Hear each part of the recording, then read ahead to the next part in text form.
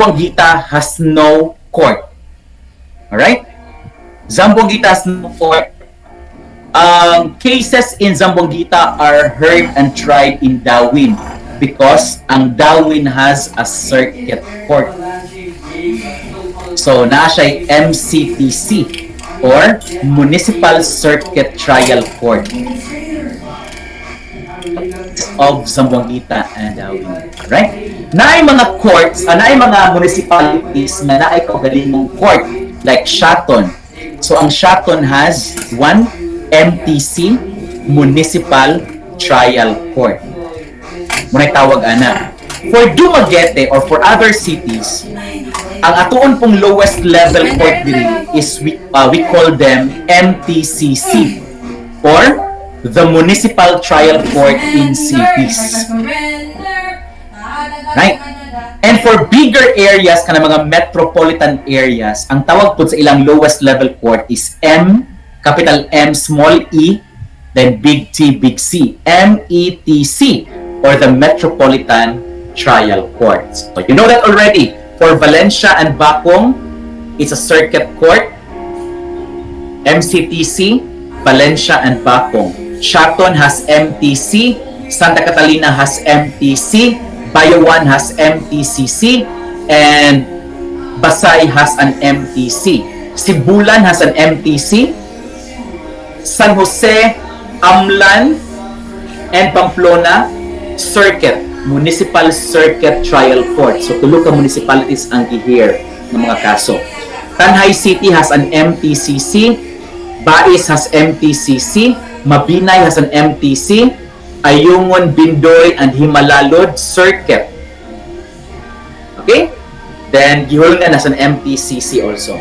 So, iunahan na siya. So, for crimes committed nga ang penalty is imprisonment of not less 6 years and below, then you go to the lowest level court. Dito na siya magpending ang kaso. Dito, the court that has jurisdiction would be the lowest level court. Depende na po na siya. Like in our example, Zamboanguita na commit ang sabong. So dito siya sa Darwin MCTC mag-hearing. Kung sa Shaton siya na commit ang crime, then the case will be filed in Shaton Municipal Trial Court. Nasabtan? Sir, yes, sir. Okay. So, when the case is pending before the MTC, METC, MTCC, MCTC, if you are not satisfied with the judgment of the court, then you go up on appeal. Mo-appeal ka. O sa may next level sa MTC, it's the RTC or the Regional Trial Court. If still you are not satisfied with the decision, you go up to the CA or the Court of Appeals. Okay? And if you are not satisfied with the decision of the Court of Appeals, then you go up to the SC or the Supreme Court. And the Supreme Court is the last deciding body. If you are still not satisfied with the decision of the court, then pasensya. You cannot go up on appeal anymore because the Supreme Court is the highest deciding body in our country. Okay? Ang ato pong CA, ang ato pong Court of Appeals class, na siya po'y ka-level, mga co-equal ng mga courts niya. We have Sandigan Bayan and we have the Court of Tax Appeals. Sandigan Bayan is for graft and corrupt cases for salary grade 27. Kisa may nag-salary grade 27 starting from mayor up to the president. Sandigan Bayan ta. And if we file mga tax cases, then you file it at the Court of Tax Appeals. Yan. Okay? And the last deciding body is the Supreme Court. Any question? None so far, sir. Alright, none so far. So, that's it. Mauna na siya basic procedure na to. So, can we go back to Shaton drugs case? Can we go back? Okay? Yes, let's go sir. back ha.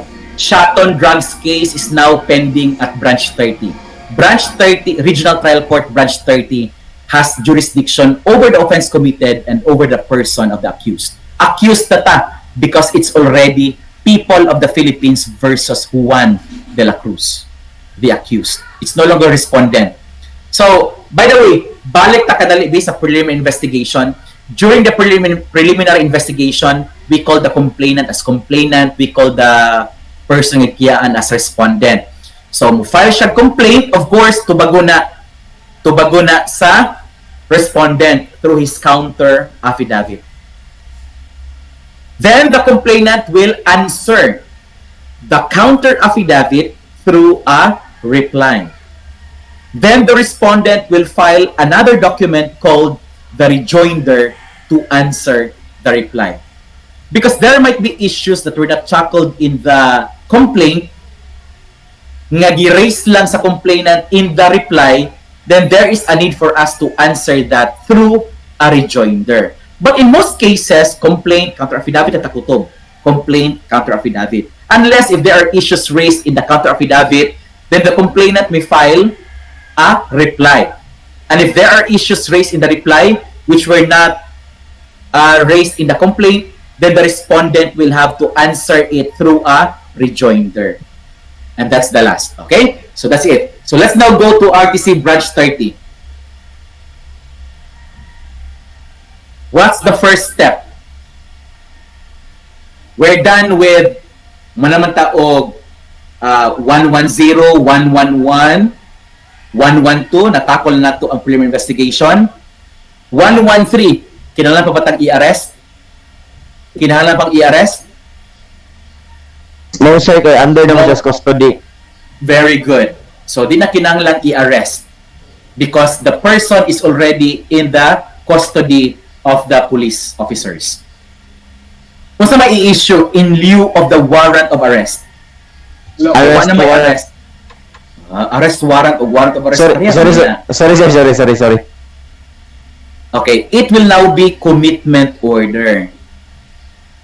Okay? So, ibutang na nato ang accused dito sa jail. Again, if the crime was committed in Dumaguete, dito siya sa BJMP in Baumpandan. But if the crime was committed in a municipality, nag-hear sa PPO or the Provincial Prosecutor's Office, then we will commit him to the provincial jail. Nasabtan ninyo?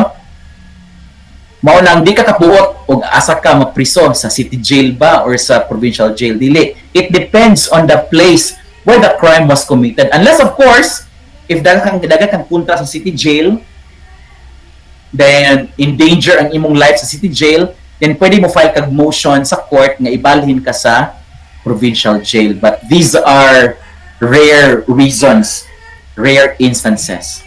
Do you follow? Okay, mga case-to-case basis lang na siya.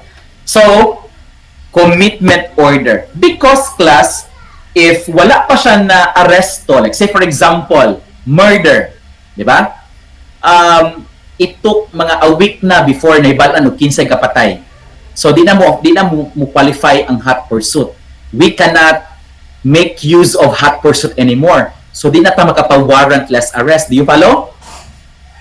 So yes, sir. Okay. Since wala naman tay warrantless arrest, wa tay mabuhat. But i-arrest gud siya through a warrant of arrest. But can you ask for a warrant of arrest now? Wala man siya krimeng gibuhat karon. The crime was committed 1 week ago. Pwede ba kapangayo sa korte og warrant of arrest? Dili. Okay? So what you do is to file a complaint, regular filing. Mo-file ka complaint sa korte. Dahil supinaan ang respondent, tubag siya through counter affidavit, reply, rejoinder. Then the prosecutor will resolve the issue. If the prosecutor finds probable cause, the prosecutor will issue an information and i-raffle. Then the court, which will acquire the jurisdiction, or the court which will acquire the information, will now issue the warrant of arrest under Article 113. Nasabtan? So yes, sir. So katong imong gikiyaan og murder, i-warrant of arrest na to siya. So, assuming nadakpan ninyo, mo to siya gyapon, Miranda rights, and then you bring him to the nearest police station. Pagkahuman, Depende kung mupiyansa ba siya or kung di siya mupiyansa, then detain siya. Then commitment order, dito na siya sa jail, i-detain. Okay? So 113. Right. Now, what is 11? Naaresto na. What's next? What's rule 114? 114 is arraignment. Ato nang i-arraign. What happens during arraignment?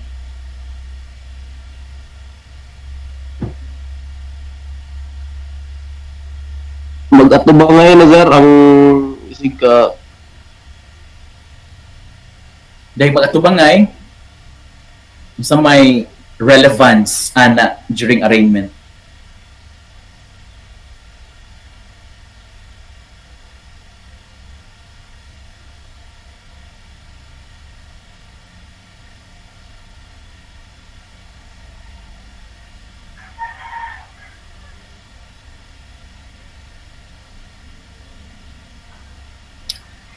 What happens? Why should the accused scheduled for arraignment? Yeah. Why should the accused be scheduled for arraignment? Nga naman natin arraignment. What is the significance and relevance of the arraignment in a court proceeding? Remember, before you are held for trial, the court should be convinced as to your plea. Either you are guilty or not guilty. Dira na mahitabo during arraignment. You will be the information will be read before you, and then you have to answer whether you are guilty or not guilty. Nasabtan? So we cannot proceed to the trial proper if the accused has not if the accused's plea has not been recorded. So we have to extract that from the mouth of the accused as to how he pleads to the information read before him. Kung yun siyang guilty, what happens now?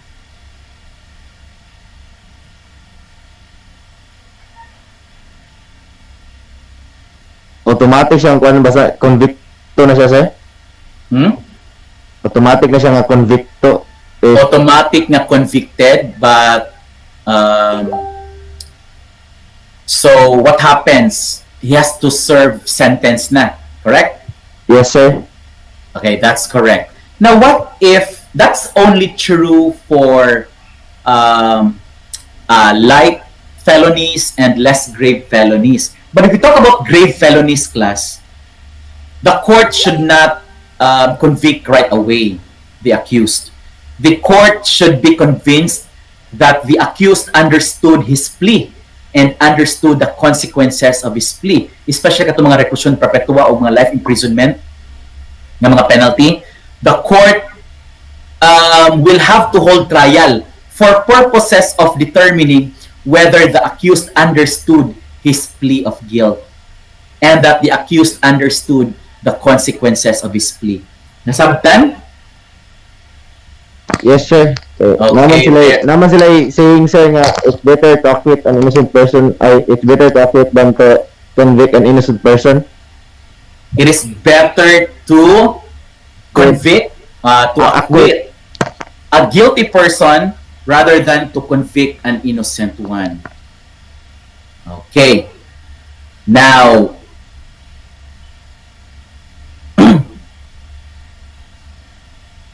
so that's it. You have to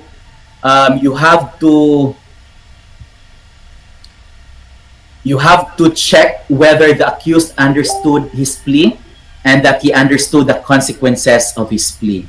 So, naanay murag gamay trial din ha, wherein the prosecutor will present sort of evidence to prove that the accused understood his plea. So, yun na. So, if the accused pleads not guilty, what happens?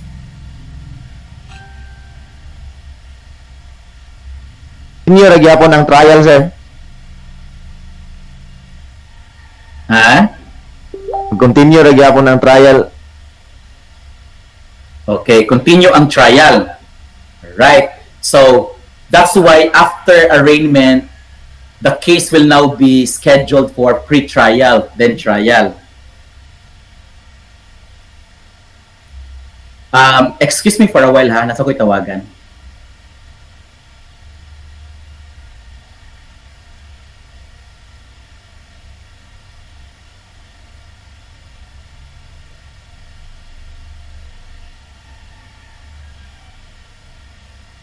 Ay, mga aso, tagbinigpit. Ano yan? Napay mga dukot-dukot.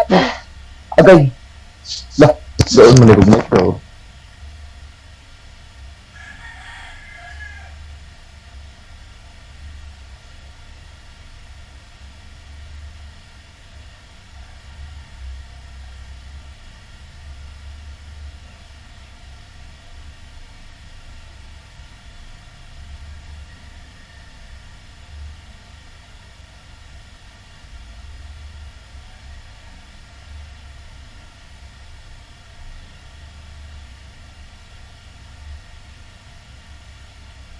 Patis na lay kulang.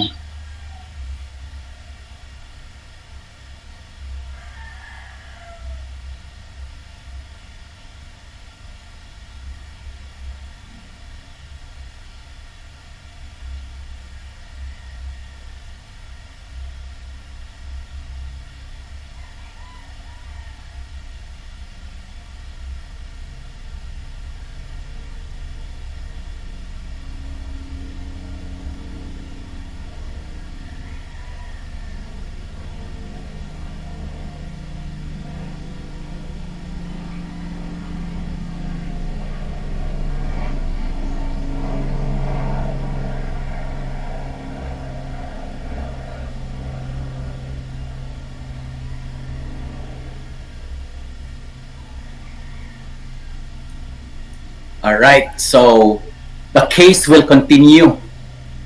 So, after pleading guilty, then the case will now be scheduled for preliminary conference and pre-trial. Ang preliminary conference class is necessary for marking of documents, especially if your documents are voluminous, then we need to have a preliminary conference para mamarkingan ang mga documents. And of course, you have to state the reason also why you are presenting that as your evidence. And of course, you have to list your witnesses and state the gist of their testimonies, so on and so forth. And then if there are also stipulation so that the proceeding will be abbreviated, so we can do that during the preliminary conference. The admission of facts, the proposed issues of the case, so on and so forth. So it happens during the preliminary conference. During pre-trial, that's Rule 118,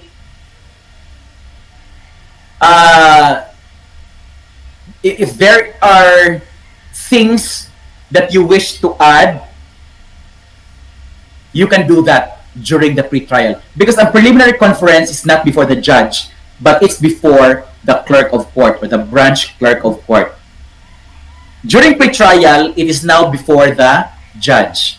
So the judge will just reiterate what happens during the preliminary conference. Same ragyapon, list of witnesses, list of documentary evidence, object evidence, proposed stipulation of facts, admitted facts, etc., etc. And of course, your version, your theory for the prosecution and theory for the defense. So that is pre-trial. All right. Now, after the pre-trial, the court will issue a pre-trial order, and the pre-trial order now becomes immutable as it now governs the proceedings of the case. Matters outside the pre-trial order will not be appreciated by the court. So if naa kay mga evidence nga wala na lista, or if you have witnesses nga wala na lista during the pre-trial, what happens now, class?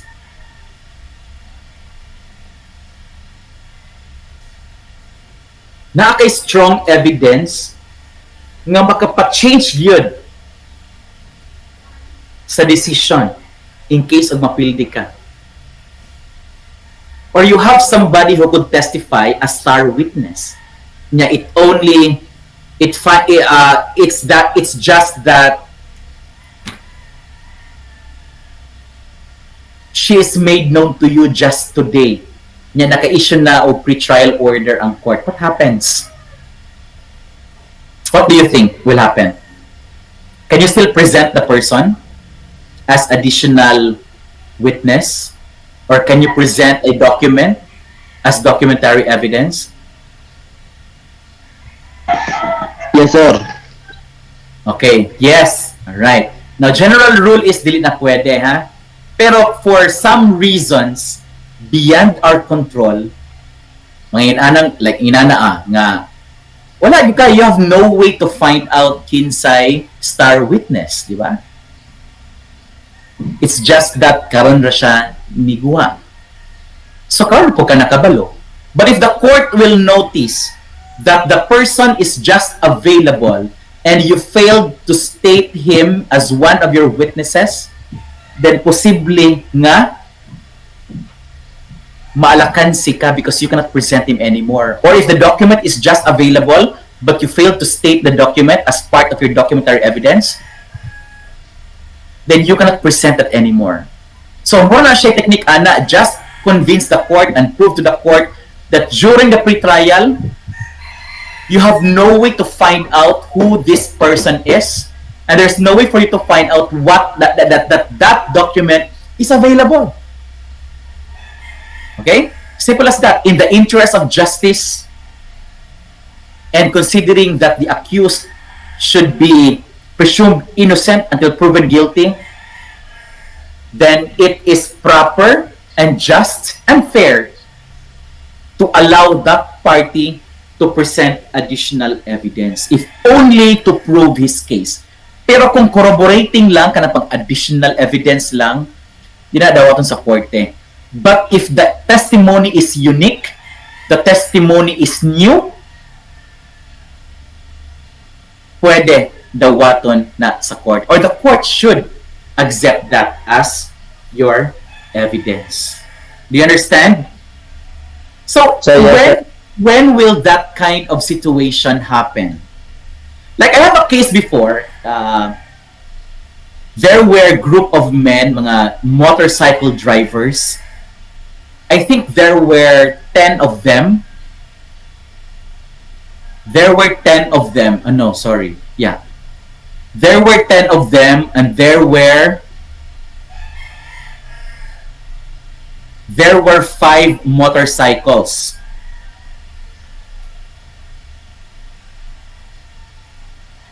They were from Binalbagan. They planned to have a tour from Binalbagan to Dumaguete. So of course, ang usa kasakyanan na ay duway sakay, duwa. Ang usa duwa, 2-4. Ang usa duwa, 2-4-6. Ang usa tulo, 2-4-6-9. Ang usa-usa. My client drove his motorcycle alone. So siya ang nagsakay na siya ra usa. Okay? He was riding Honda Wave motorcycle.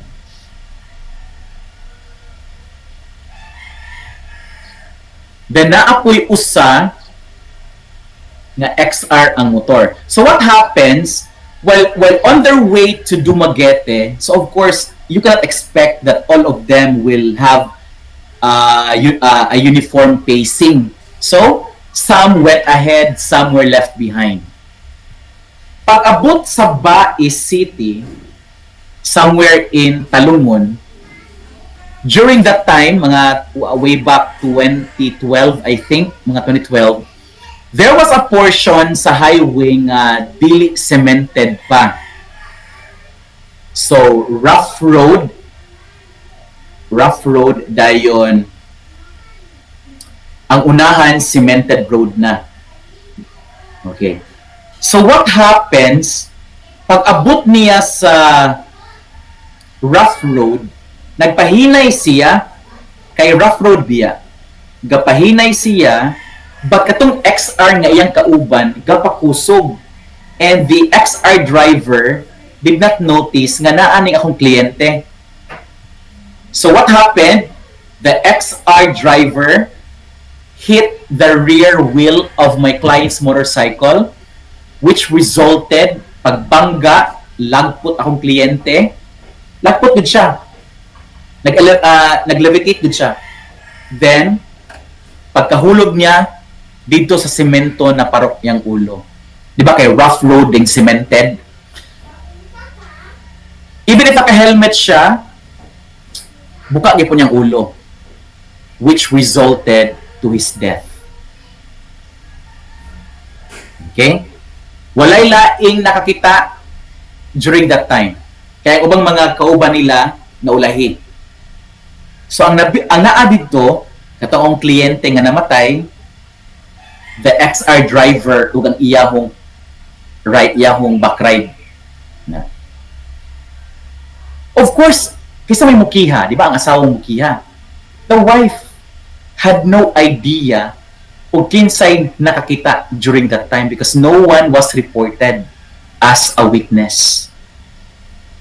So during the pre-trial, we had no way of mentioning the name of a star witness, so to speak.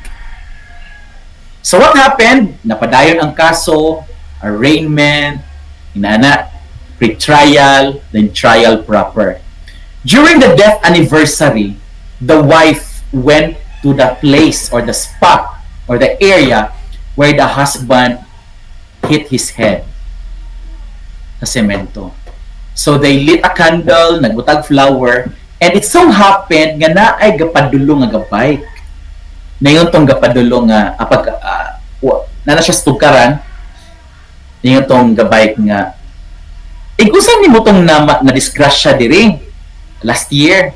Then the wife said, ako siyang bana. Ikaw di mo'y bana. Actually, ma'am, nakita di ako sa panghitabo. Kita gyud ko, ma'am, nga kusog kayong XR. Dayon, wala gusto siya ka brake guro. Iyang giigo ang rear kanang ligid sa likod sa imong bana. Kita gyud ko ni talbong ko na imong bana, ana. Dayon, dito sa semento na parok iyang ulo. She was actually the driver of the XR ang nagbuhat, ana. Kaya ang alibay sa XR driver, di man sila nga, dili sila may gabangga. Layo ra kuno sila.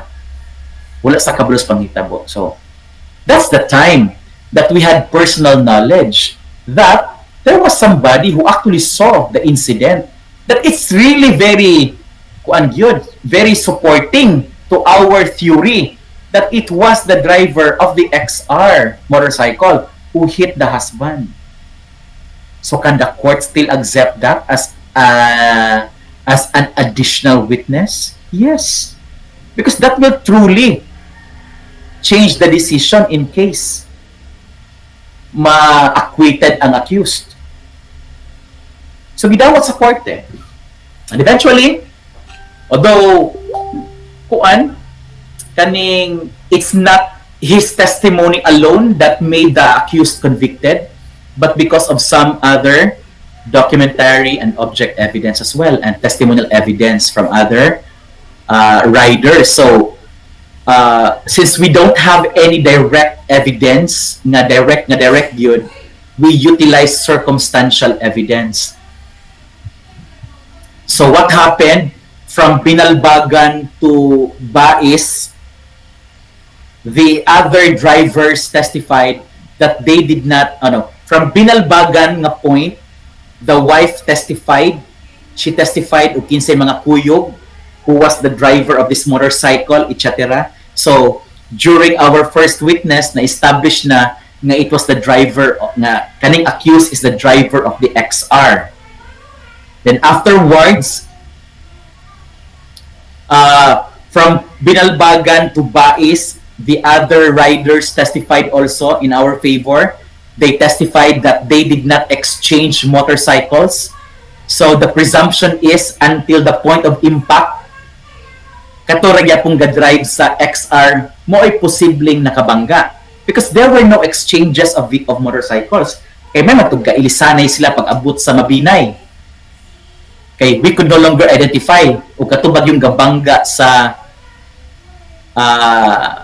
victim is the accused, di ba? So we let the other riders testify in our favor to prove that there were no exchanges of vehicles. And then the point of impact, we presented our star witness. So mo to, we just utilized circumstantial evidence. Even if nami star witness class, his testimony is not enough to convict the accused. Why? Naka-helmet biya ang accused. Iyang testimony, it was the driver who hit the accused, who hit the victim. But he cannot identify if kanibang akusado maogyoy nakabangga because nag-wear mag-helmet. May matok yang giabriyan ang unless of course if the accused remove the helmet, they identify niya nga kana, nagibalik, that's another story. But what happened during his in his testimony, he testified nga pagka-impact ni balik ang driver sa XR. So he cannot identify the face of the driver of the XR. But what he can testify only is the driver of the XR. But as to the facial identity, he could not identify. Do you understand? Ingon anak na. Okay? So all our the circumstantial evidence that we had og imo to siyang tahion as one, mo pinpoint did siya nga it was the accused who committed the offense. So liable ang accused for reckless imprudence resulting to homicide and damage to property.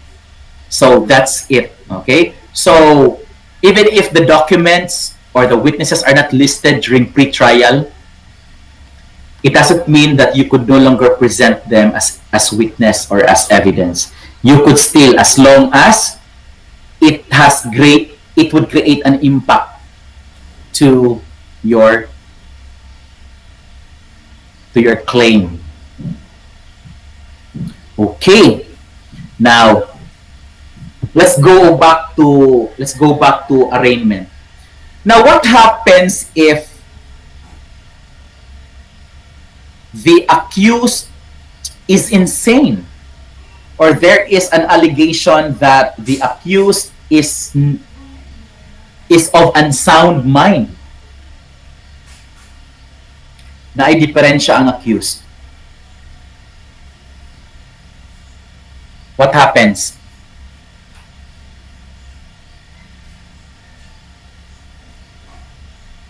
Pwede siya ma-dismiss if ma-prove jud nga imbecile ang accused.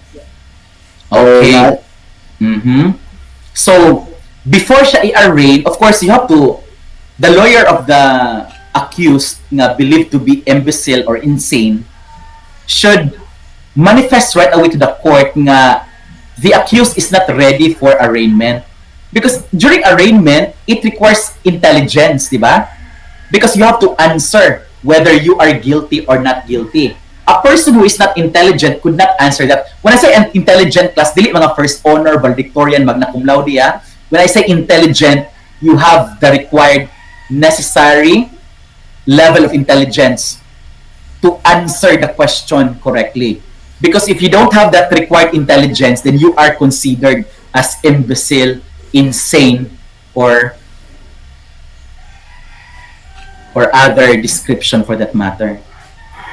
So, pag-object niya, pag-manifest niya nga the accused is not ready for arraignment, so stop a proceeding. We should not go through arraignment. Then what happens now? You have to prove to the court that the person is not of sound mind. So maybe you have himself examined by a psychologist or psychiatrist. Psychiatrist ang pinaka-fitting. Psychiatrist. Then the psychiatrist will testify in court that based on his examination, he is convinced that the person is of unsound mind. And if that happens, the court will have to dismiss the case. For what reason? Nganong i-dismiss ang kaso? Because Sir, ang imbisible sir is kuan man sir ning wala man siya knowledge sa iyang nabuhat sir. okay. So what circumstance is that?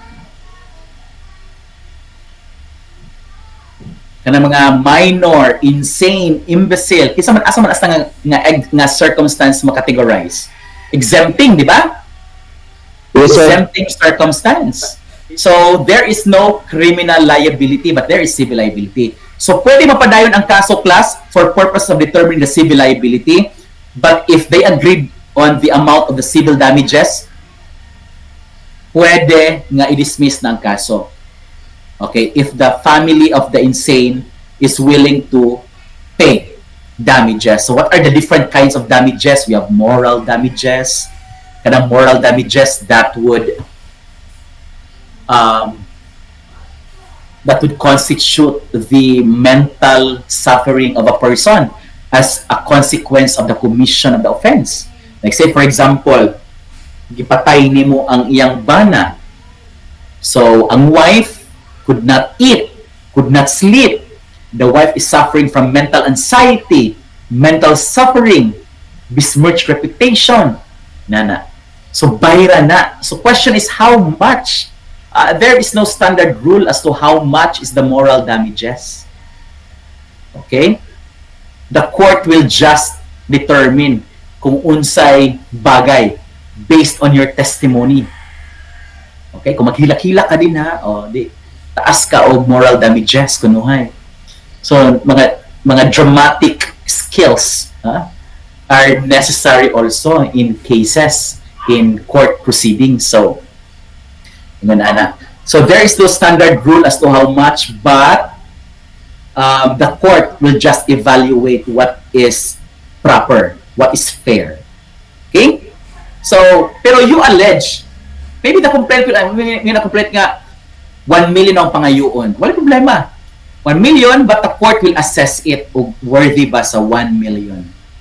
Maybe the court will even give more than 1 million, depending on the court's observation, depending on the court's assessment, or the court may also reduce the value. So two things might happen. Okay, so that's moral damages. Another kind of damage is exemplary damages. Kanang exemplary damages would serve as example to the public that the public will not duplicate or copy the same immoral act or the same criminal act. Okay? Like, it would serve as a warning for other people not to do the same act. So that's the purpose of exemplary damages. Then we have attorney's fees, litigation expenses. These are examples of damages, mga loss of earning capacity. Okay? Life of a person. How much is the life of the person? It's pegged at 50,000. Okay? Kung namatay, i-appeal na siya sa damage, 50,000. Life of a person. Mga actual damages, pila imong nagasto. It should be backed up with official receipts. Pila nagasto sa ospital, pila nagasto sa lungon, yan na. So, that's actual damages. Then we also have loss of earning capacity, as I mentioned. How is it computed? Okay, how is it computed?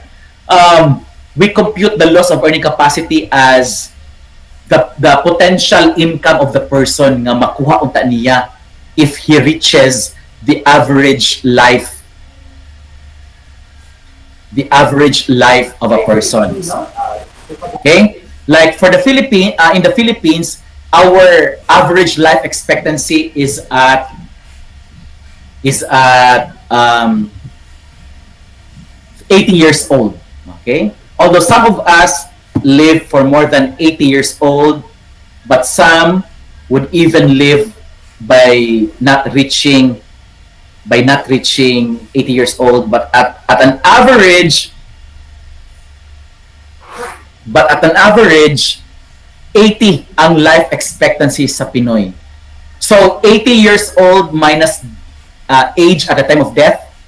So say for example, namatay ka at the age of 30, So you still have 50 years to earn, correct? Okay. And how much is your monthly income now? Let's say, for example, you are earning 100,000. Oh, 100,000 times 12. Bilang mo na. 1.2 million a year. 1.2 million a year. Times 50 years. Oh, muna ibayran nimo. Of course, mukaon man ka, if you have survived, you would still be incurring expenses. Ngayon, ana. So what happens? We have to deduct 50% from that as our expenses. So dako ra gyapon. So mo na, if you kill a person nga dakog sweldo, yeah, you have to think twice. Okay? Because you'll be paying for the loss of earning capacity of the person had he survived. Okay? Now, next, for civil cases, we have liquidated damages. Kanang liquidated damages, kanang gisabot ra na siya, no? Like in kaso og magkaaway ta pohon, in kaso og dili madayon ning atuong kontrata, or in kaso og magkianay ta in the future, pabayron jud ikaw og 1 million as liquidated damages. So naka-state na nadaan. Okay? Right, so those are examples of damages. Now, what else? So, no? So, if there is no question about damages, then pwede ma-dismiss na ang kaso, both criminal and civil. But if you cannot agree on the civil aspect of the case, ma-dismiss ang criminal, but the civil will continue. Okay? Because of insanity. Alright? So, maunay importante, no? When you appear for arraignment, you must be of sound mind. Because if you are not of sound mind, you are suffering from mental insanity or mental incapacity, then the arraignment should be reset to another time until such time that you can intelligently enter your plea. Okay.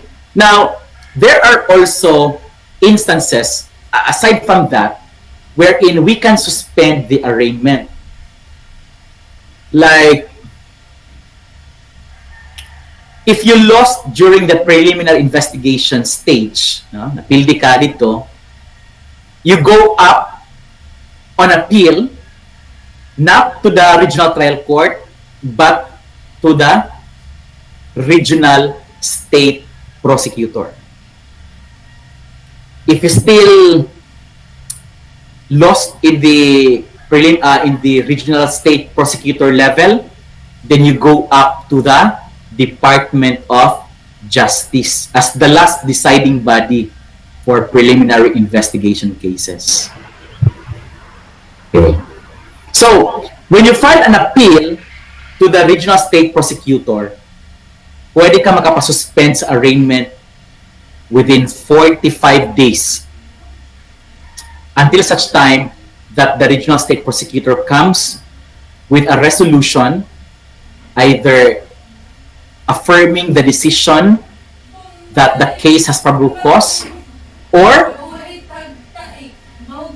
granting the petition for review by saying that there is no probable cause. So, yun ana. So, there are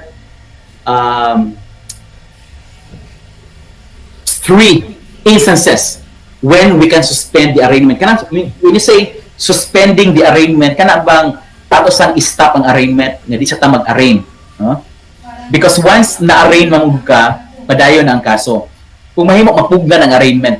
So, first instance nga nung ma-suspend ang arraignment is the accused is suffering from mental insanity or mental incapacity.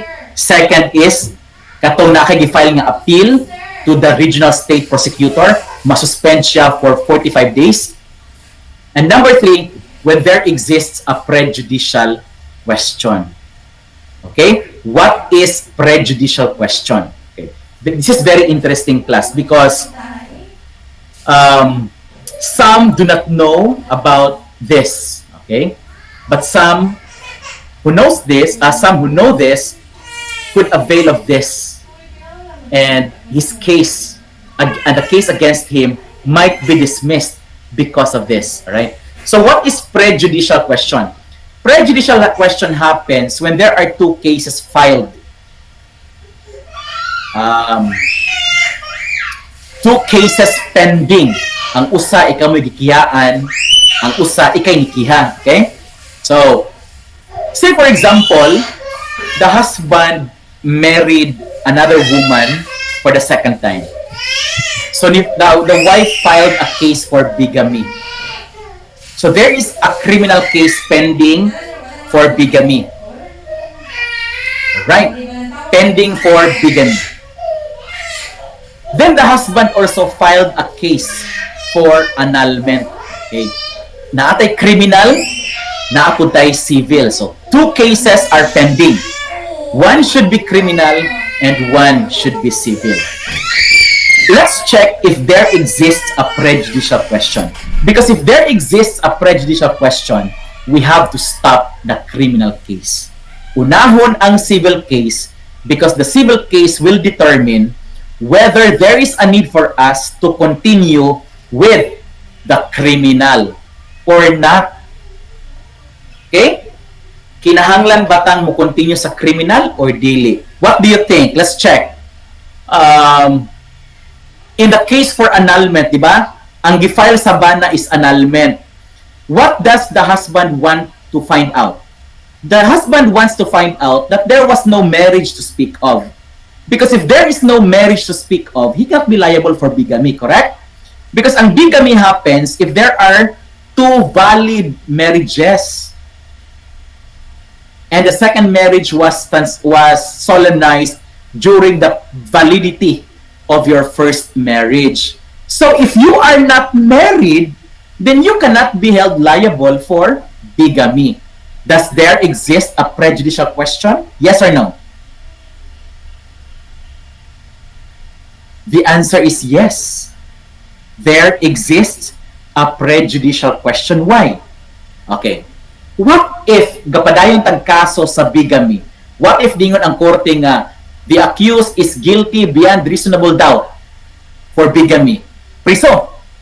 Yeah, what if sa civil case dingon ang korte the marriage is null and void from the very beginning? So there is no marriage to speak of. So there is no conflict of two decisions. Saan mo na ron? Gipriso na ka for bigamy, unya imo na yung first marriage is null and void. So there exists a prejudicial question. The answer or the decision of the civil case is very significant because it helps us determine whether or not there is a need to proceed with a criminal case. So muna atong hulaton ang decision sa civil. Kaya biyon ang civil case na court nga null and void ang marriage. Therefore, dismiss ang criminal. Because there is no bigamy. Pero kung mingon ang korte nga the marriage is valid from the very beginning, therefore, we have to continue with the criminal case for bigamy. Because there is a second marriage during the validity of the first marriage. Nasabtan? So during that time, pwede na to ma-suspend ang arraignment pending the determination of the probable cause. The determination of the prejudicial question. So, og naa nay decision and there is a need for us to proceed with a criminal case, therefore, padayon ang criminal. Okay? By the way, I'll pause for a break in a while, but I'll just go back a bit to the arrest, okay? Ang arrest, dahil klasa, ang warrant of arrest is only valid for 10 days. Wait. No. There is no validity of the warrant of arrest. Ang search warrant will expire in 10 days. You understand that? 10 days ang search warrant. After that, you request again.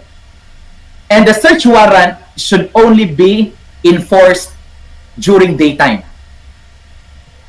During daytime, unless of course, if ang imong is search appears only during nighttime. Kay Dracula ang imong i-search. Or mga bar nga mo open rag magabi. So you can do that during nighttime. But if you can do that during daytime, do it during daytime. Whereas ang warrant of arrest, it can be enforced or it can be issued or it can be pwede mo siyang makuan any time of the day, whether it's holiday, whether there's a typhoon, anytime pwede, and there is no expiration. There is a mention of 10 days. It means that you have to report to the court as to what happened to that within the 10-day period. Kung kuan ba nimo na enforce na ba nimo ang warrant of arrest. So you have to inform the court kung naunsa imo ba na-serve or wala pa ba na-serve or unsa. So that is just for the report. But as to the expiration, there is no, because just imagine o ang imong dakpon na nanaunta o na-expire po ka, so useless ang pag-enforce sa warrant of arrest. So again, there is no expiration. It's only that you are given 10 days within which to make a report or a return to the court as to what happened to the warrant of arrest. And again, you can do that any time of the day, anytime, with a holiday or whatever. Okay? So those are the differences between a warrant of arrest and a search warrant. Now, please give me 10 minutes. 10 minutes. Let's have a break for 10 minutes. When we come back, let's continue with Rule 115, Rights of the Accused. Okay? So, let's see each other at 3:28. Okay, so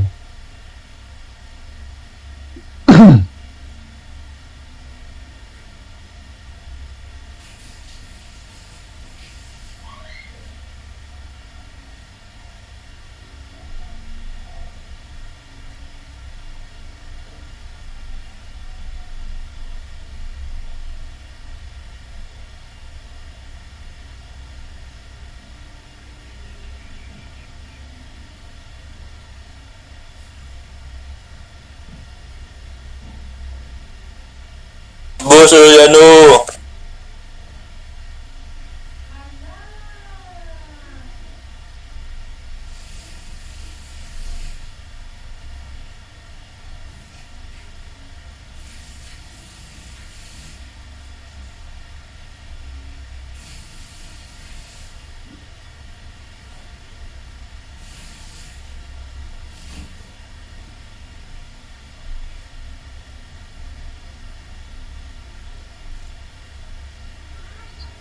Oriano.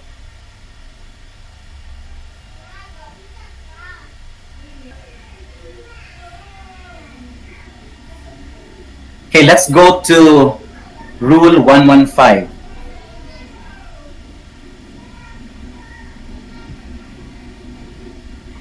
Oh, sorry.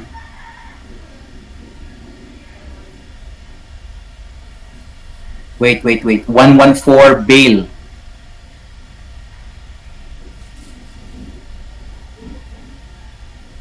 We jump sa arraignment day class. 114 is bail. So let's talk about bail. Now, what is bail? Bail is mura siya og collateral. Bail is a collateral.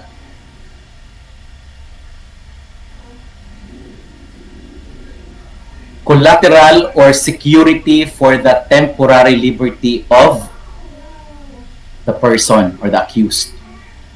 So you have to post something, you have to give something in return of or in exchange of the temporary liberty of the accused.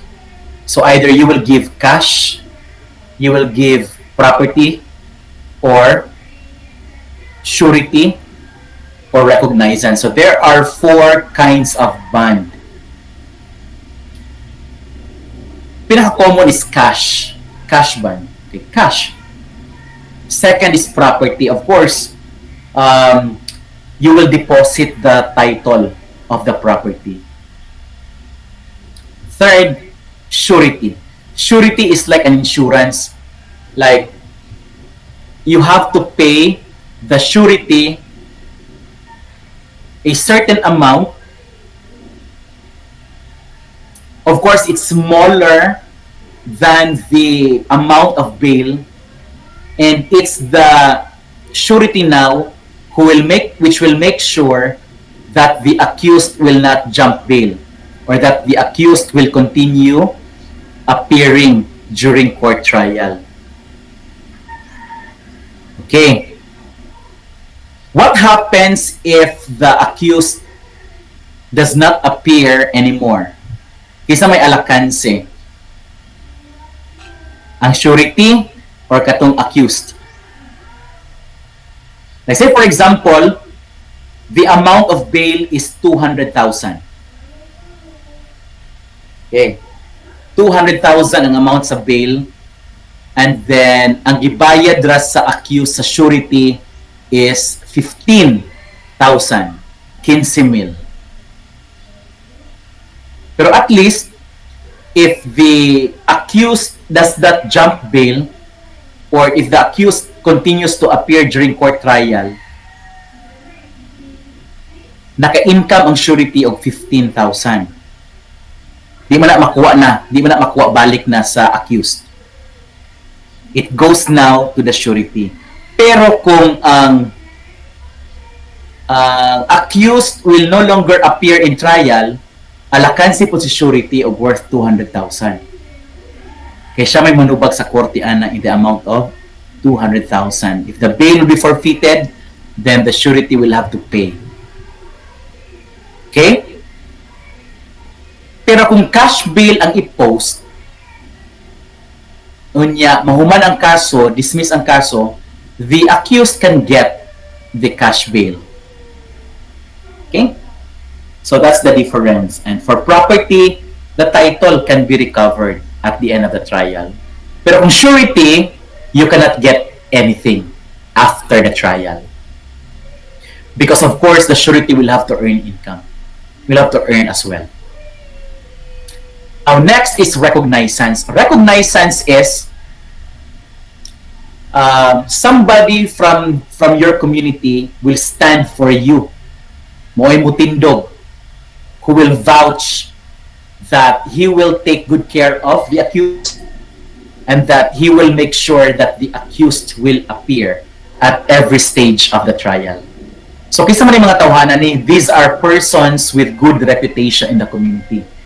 The persons who are trustworthy. Kanang masaligan. So maybe the barangay captain, the councilor, mga rich businessmen in the community, nga known sa community. So they may stand for you, and we call that as recognizance. So no money involved, wa kay bayaran, only the commitment and the assurance by this person who has a good reputation in your community. So muna. Now, a while ago, I mentioned about forfeiture of bail. Of course, if you will not be attending trial, then the court will issue a bench warrant, then after which, pwede ka i-re-arrest, and then you may post bail again, or the court will no longer allow you to post bail. So, two things may possibly happen. Pwede ka mo post again, the first bail that you posted is already forfeited. Then the second bail, there's no guarantee na i-allow ka sa court because there is already an experience that previously you jumped bail, you did not appear in trial. So, more reason that once you are out on bail again, you might not appear. So, the risk of non-appearance is very high. So, the court may not allow you to post bail anymore. Or, if the court will allow you to post bail, it may be increased. Na ako'y kliyente sa una, ang piyansara is 40,000.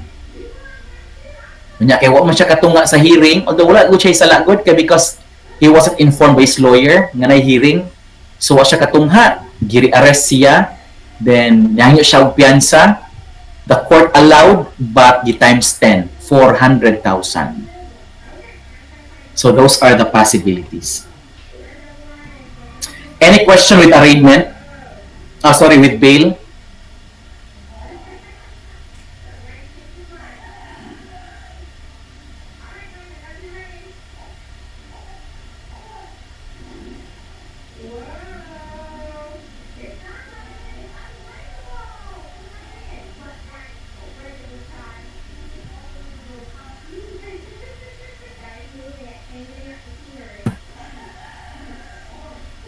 Any question with bail?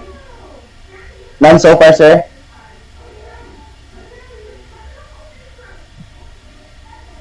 Okay, very good. So, there are times, class, nga ang bail is a matter of right. There are times nga dili. Especially if ang penalty is punishable by reclusion perpetua, no, dili siya allowed nga mapiyansahan.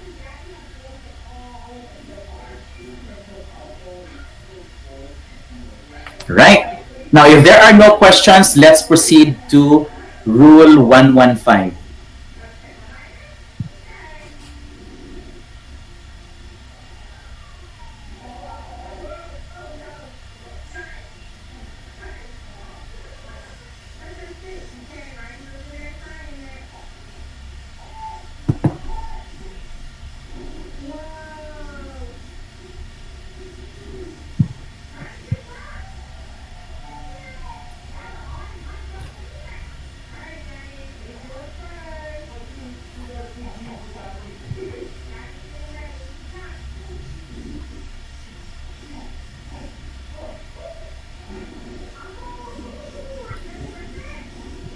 Okay, number 1 is to be presumed innocent until the contrary is proved beyond reasonable doubt. Is there any question on this?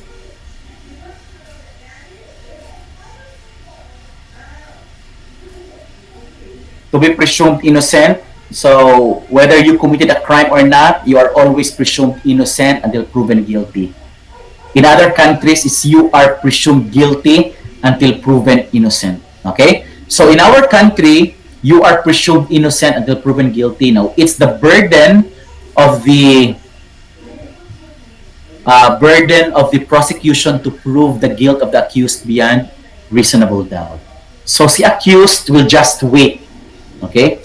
Kung weak ang evidence sa prosecution, the accused may not present evidence anymore because the prosecution cannot depend its weakness to the accused. All right? So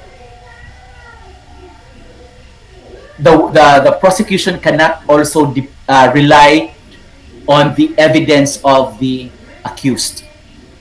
So if the accused will not present evidence, then the prosecution cannot force the accused to present something. Okay? So what if bingon si prosecution nga, we are very interested to listen to the testimony of the accused. We will let him testify. Can the prosecution demand for the presentation of the accused? Dili. Okay? Because by doing so, violates the constitutional rights of the accused for being incriminating. That is self-incriminating. Okay? The accused is always protected against incriminating questions. Ug mahimo, dili siya pangutan-on og mga incriminating questions. Now, what are examples of incriminating questions? These are questions nga makapa-convict. These are questions which, if the accused will answer, could lead to his conviction. Okay? Always remember that. These are answers which may lead to the conviction of the accused. So, pwede ang accused will not say anything. Pwede mingon si accused, I will invoke my against self-incrimination. When the accused invokes his right against self-incrimination, is he saying a yes or a no? Like, ipangutana siya, ikaw ba'y gapatay? Then the accused will say, I would like to invoke my right against self-incrimination. Does he say yes or does he say no? Wala. It's not a yes, it's not a no. Maunang safe. Because if he says no, niya eventually mapamatud-an nga siya may gapatay, then aside sa murder, pwede siya makasuhan og perjury because he is telling a lie before the court by saying no when he was asked, ikaw ba'y gapatay? Or if he says yes, adi samot, convicted because there is admission. Okay? So to be safe, you just say, I would like to invoke my right against self-incrimination. Remember, the invocation of the right against self-incrimination is only applicable in criminal cases, not in civil cases, not in special proceedings, not even in Senate hearing. Okay? So, only in criminal cases. So, playing safe nang sa accused niya, mingon siya, I would like to invoke my right against self-incrimination. Okay. So, what are incriminating acts? As I mentioned a while ago, these are actions or answers to the questions which would lead to the conviction of the accused. Like, these are things that require the use of the brain. That's another clue. Para makabalong og unsay mga incriminating questions, kanang mag-require og use of brain.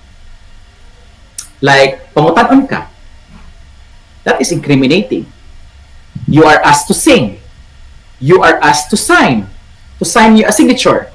You are asked to write. Okay? You are asked to do reenactment. Like, mingon ang abogado sa pikas nga, pwede ka mo suong, could you please enter this hole? Ug maigo ba ka? That's reenactment. Kaya ang kawatan ko no diri niagi. Ug makaagi ka diri, meaning, there is a chance na ikaw ang kawatan. So, you did the reenactment. So, luoy kayo ka. So, before doing the reenactment, you let your lawyer object. Okay? Considering that the question is an incriminating question and you are not allowed, you cannot answer. You are allowed not to answer questions that are incriminating in nature. So, reenactment is one. Sa pailain, mga urine sample, that's incriminating. Sa pailain, reenactment, signature. Okay. For non-incriminating acts or questions, non-incriminating acts, you cannot say no to this. Okay? If you are asked to do this, you have to do this. Fingerprinting, not incriminating na. Paraffin testing, mug shots, police lineup, wearing of shirt or attire. What else? Pubic hair sample, mga swab test, okay? Mga ultraviolet ray examination. These are examples of not incriminating acts.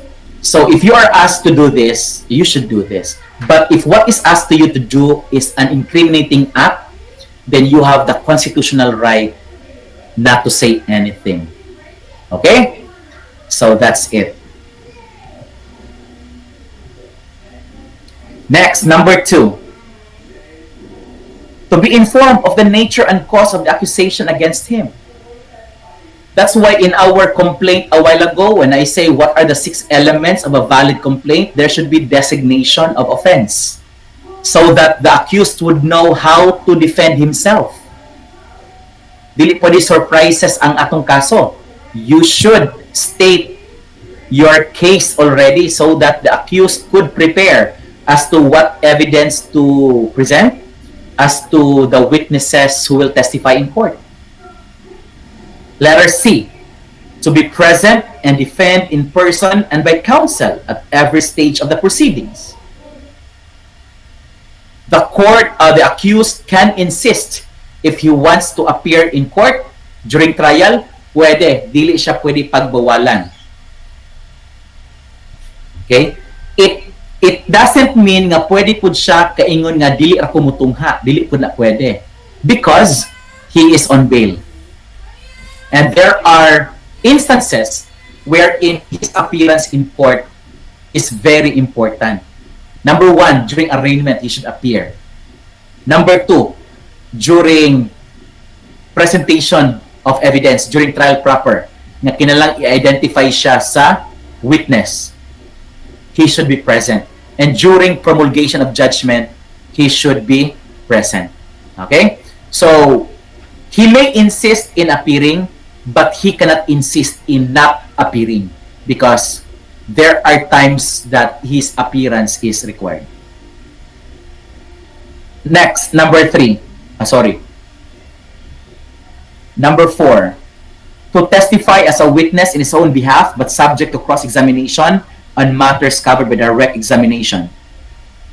Okay? His silence shall not in any manner prejudice him. Our understanding of silence means yes does not apply in law. In other areas, we may consider silence as admission as yes. But in court proceedings, silence by the accused is not equated as admission. Do you follow? So take note of that. Kung di mo tubag si accused, wala problema, dili siya pwedeng mapugos. But of course, if the question is not incriminating, like kisa imong ngalan, that's not incriminating. So you have to answer that. Makasapan ka sa korte if you will not answer that. But if you talk about questions that are incriminating, then he may be silent all throughout. Number 5, to be exempt from being compelled to be a witness against himself. Okay? Muna ni ang katong self-incriminating questions. You cannot be compelled to be to testify against yourself. Imagine against yourself. So, ikaw ba'y gapatay? We say yes, you are actually testifying against yourself. So, dili pwede. You are exempt from being compelled to be a witness against himself. To confront and cross-examine the witnesses against him. So, all the witnesses of the prosecution should be subjected to cross and recross examination by the lawyer of the defense. And letter number 7, to have compulsory process issued to secure the attendance of witnesses and production of other evidence in his behalf. So if he has a witness and the witness could not come, pwede siya makapa-compel sa witness to appear and testify for him. Now, how can he compel the presence of the witness, of his witness? By the issuance of subpoena. There are two kinds of subpoena. Subpoena ad testificandum and subpoena duces tecum. When you say subpoena duces tecum, that is the subpoena for the appearance of the witness. While subpoena duces tecum is the production of document that will be testified by the accused. While subpoena ad testificandum is the testimony of the accused. So, pwede ka mo appear in court to testify lang. Wala kay i-identify ng mga documents. Pero if the purpose of presenting you is to identify document, pwede ka mo pa-issue of subpoena duces tecum. Pero kung both testimony and identification of documents, so you may request from the court two subpoena. Subpoena ad testificandum and subpoena duces tecum. Okay. Number 8, to have a speedy, impartial, and public trial. Speedy, wala problema. Kung gilangay-langay sa complainant, you may file a motion for speedy trial. What if si accused ang gapalangay-langay? There is no violation because ikaw may nagpalangay-langay. Impartial, meaning fair. The court should be fair. If you look at the icon of the justice system, diba? Babae atoong icon sa justice system. Babae wearing black and then naka-blindfold, carrying a weighing scale. That is the icon of Our Lady Justice. What does it mean? Why does she have to be blindfolded?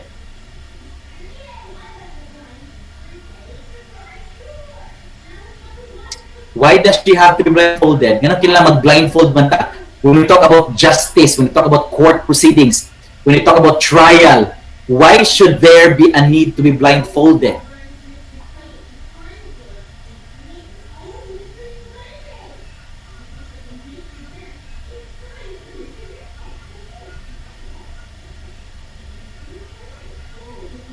Pardon, sir?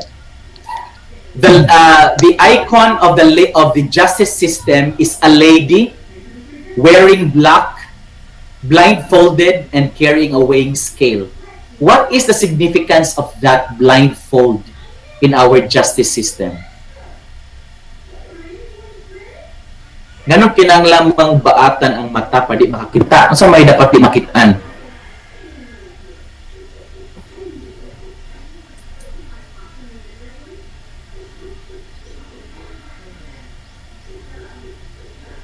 No, wala ko idea, sir. Wala ko. No idea. Remember, class, di ba, it's usual for us to court women.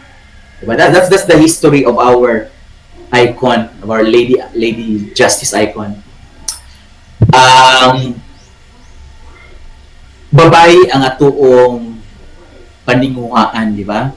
Kung naamoy uyab, si tawag anak, kanang maninguha ka sa babae, di ba? Mubisita ka, you bring flowers, chocolates, and you have to do something to get the yes of the woman or to get his attention. During the old times, for every woman, daghan guna siyang mga suitors. Dili pwede nga ikaw ra usa, daghan ang suitors. So, the woman should choose the right man for her. Now, how can she choose the right man for her if she sees the looks, if she sees how the man wears his clothes, if she sees how the man looks while he speaks, if he sees the man how short or how tall he stands, those are the things that should be considered, right? But if you consider those as factors, then you cannot actually determine the best man for the woman. In order for you to determine the best man for the woman, you should look into the quality of the person, which cannot be seen by your eyes. That's why imo i-blindfold ang babae para makita gud niya ang sincerity, dedication, and love of the man towards her. So katong mga maayo mosulti, mudaog yun, no? So katong mga dili angayan, bawion dito baanay, no? Kay naas tay chance mapilian. Because if you will not blindfold the woman, ayan, pila ka to judwa ko. Ug tang taas. So that's it, no? In the court proceeding, our judges, although not literally that the judges should be blindfolded, but in determining who tells the truth, he should be as if blindfolded for that situation, for that matter. So he should not look into the face of the lawyer, the face of the accused, the face of the complainant. He should not look into the attire of the lawyer, the attire of the so on and so forth. But he should look into the quality of the evidence presented, the quality of the testimony of the witnesses, and the overall and the totality of all the evidence presented. That should be determined by the court. Dili kay how the lawyer speaks, the quality of English communication, the skill of the complainant in crying, dili na dapat ang basihan. The judge should go deeper. the judge go beyond what can be seen by our naked eyes. So that's the essence of blindfolding, but do not take it literally ha, nga dapat naka-blindfold yun.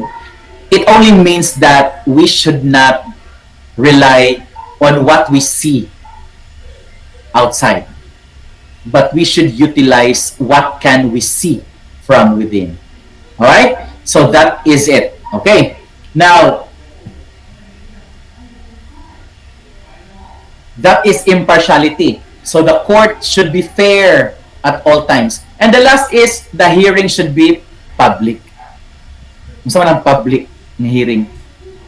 Kinahanglang magbutang taog white stain sa part. No, sir, maybe kung sir, open siya for bisan kinsa nga tao basta willing ra nga maminaw. Okay.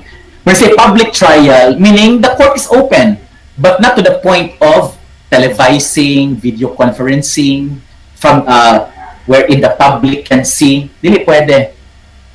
Okay? Why? Nga nang dili pwedeng i-video. Because ang judges are human beings like us. Okay? Puan po na sila, ma-pressure, ma-tense, then ma-conscious.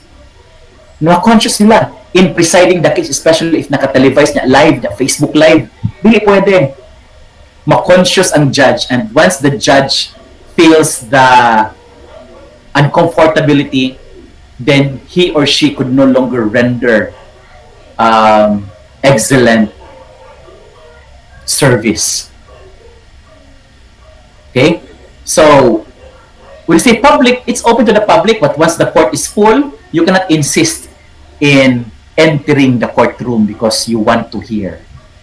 And of course, if you're not wearing your proper attire, and if you are talking, if your cell phone is turned on, you're chewing gum, pwede ka pag-auson sa korte, or worse, you would be held in contempt for being not respectful to the court. Okay. Nga naman itong impeachment sa una nga di-televise lagi. Impeachment ni Estrada. Diba? Di-televise to, kita mo? And even the impeachment of Chief Justice Corona. Diba? Kita mo ato?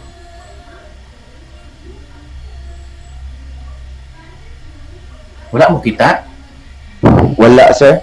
Wala ko may TV anang time ma, sir. Sure mo? 2000, mga 2010 up na magudtong. Muna mo TV. Corona case. Maybe na pinana, sir, pero dili pa kayo as in kuan sa mga news pa. Maybe more on movies pa siguro kayo ang ganahan. Okay. So what happened there? It was televised. It was televised, but remember, this rule applies to court proceedings. Katong impeachment proceeding is a Senate proceeding. Dito sa Senate, House of Senate, di ba? Sa Senado. Pwede na i-televise ang Senado because it's not a court.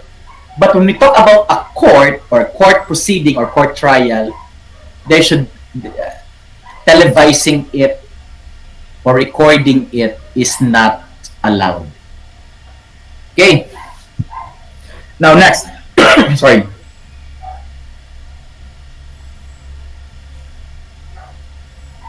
And to have the right of appeal. Pwede mo appeal ang accused in whatever stages he wants.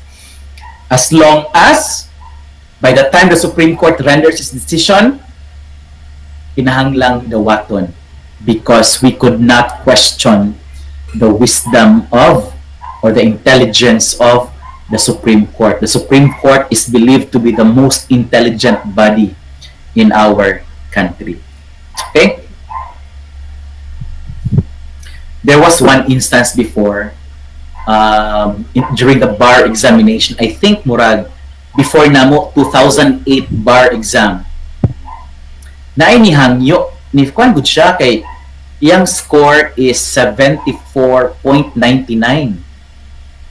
So, kulang na lang 0.01. Murag, pila man na. Dako ra gani ang 1 point ana mo mula po pag nag 75. So gamay na jud kayo kulang. So naa siya gi-contest nga answer niya which should be given a higher point.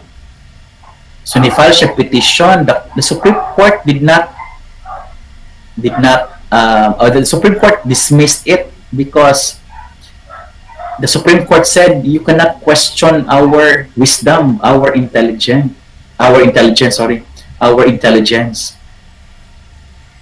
So, if that's your score, then that's your score. So, muna kita, wala tayong mabuhat. If that's the decision, it's the decision, and the decision is final and irrevocable.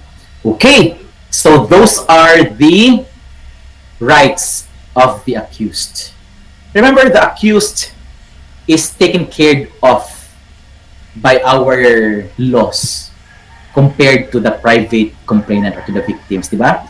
You cannot see rights of the victims in the criminal procedure rules, but you can see the rights of the accused. Okay. Why is that so? Why is that we have so much regard with accused? Remember, as mentioned a while ago,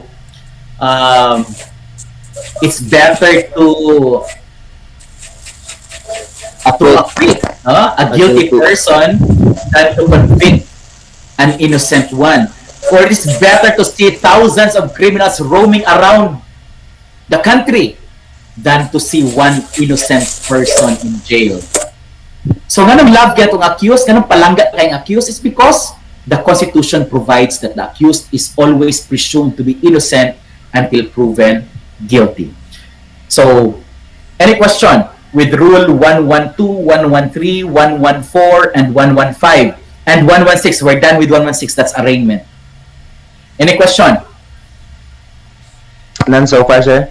None so far. So, okay, let's go to motion to quash. Kaning motion to quash? Was a judicial. Motion to quash is, it's similar to dismissal, no? Nga ang dismissal man good is more on the could you please turn off your microphone? Sorry, sir. Ang kuan man good, ang kaning dismissal or motion to dismiss is grounded on the meat of the case or the substance of the case. Pero kaning sa motion to quash, naray mga technicality, naray mga irregularity, which the irregularity, if not corrected, will result to dismissal. Okay? Like letter A, that the facts do not charge, the facts charged do not constitute an offense. Like you're talking about murder, but you never mentioned about killing. So how could it be murder? So, pwede mo siya i-quash ang information, but pwede siya ma-corrected. There is what we call as amendment and substitution of information or complaint. And if na-grant ang motion to quash, and wala mo i-correct, it will lead to dismissal later on. So, kinahanglan, ang facts nga imo gi-state sa complaint, the allegation, the cause of action, should constitute the offense committed. Letter B, that the court has no jurisdiction. Well, jurisdiction is very important. If the court tries and hears the case, unya wala da jurisdiction ng court, that is pwede ma-quash ang information. Letter C, the officer who filed the information had no authority. Only the prosecutor who handled the preliminary investigation or the inquest should be allowed to file the information. No other person can do that. That it does not conform substantially to the prescribed form. Remember, there are 6 elements, pero kulangan og 2 ka elements o 4 ka elements ang na-state, ang present. So, pwede ma-quash ang information or complaint. More than one offense is charged. An information class provides for one charge only. Kung nang rape kang ikalima, like imo siyang gi-rape ikalima, karon, at 1 o'clock, at 5 o'clock, at 10 o'clock, pagkaugma na pod, at 6 o'clock, at 12 o'clock. 5 counts. If there are 5 counts, if there are 5 times of commission, there should be 5 information. 1 information for each count. Dili pwede ang 1 information for all the counts. So kung iyang gi-include tanan in 1 information, you can quash that. Number 6, that the criminal action or liability has been extinguished. Diba? Pag mention, it's already prescribed. Unya, wala nakita sa prosecutor. Wala po nakitaan sa respondent nga nag-prescribe na. So you can still question that before arraignment. Kaya kaning motion to quash should be done before arraignment.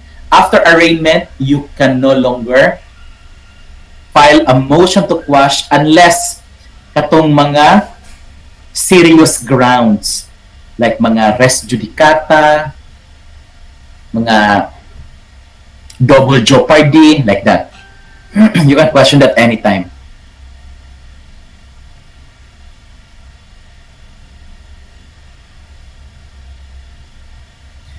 Okay.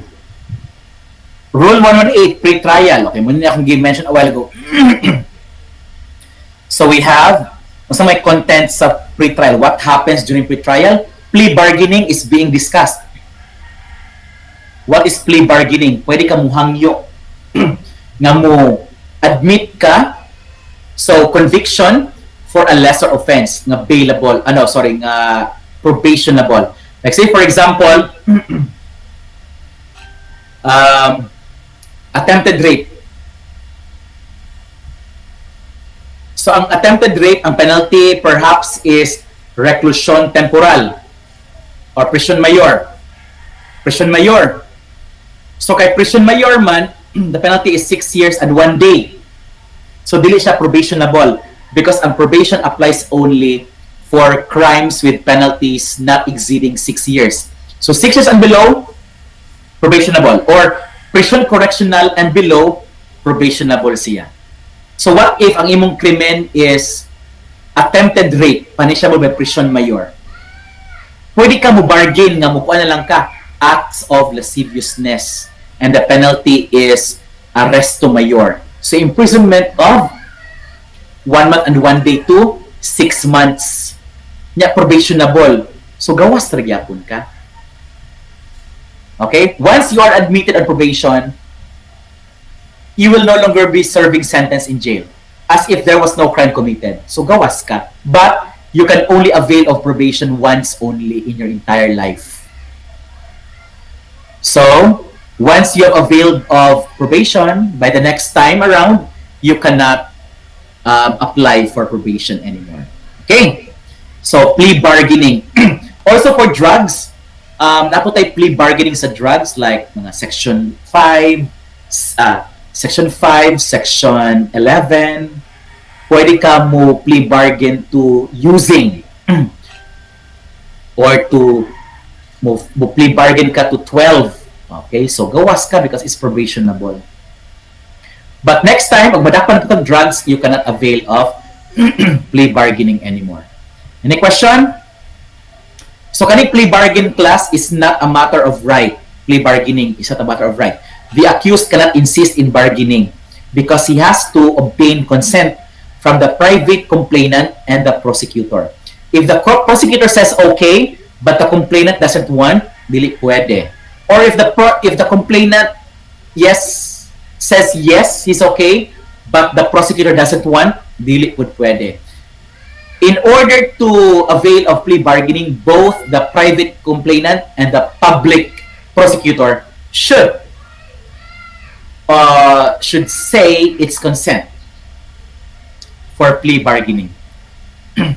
Okay? So stipulation of facts, marking for identification of evidence, waiver of admissibility, and other matters which will promote fair and expeditious trial. Then we have Article 3, pre-trial order. Okay, so we're done with pre-trial. We're now with trial. So simple na kaning pre-trial class, of course. you need to present your witnesses na.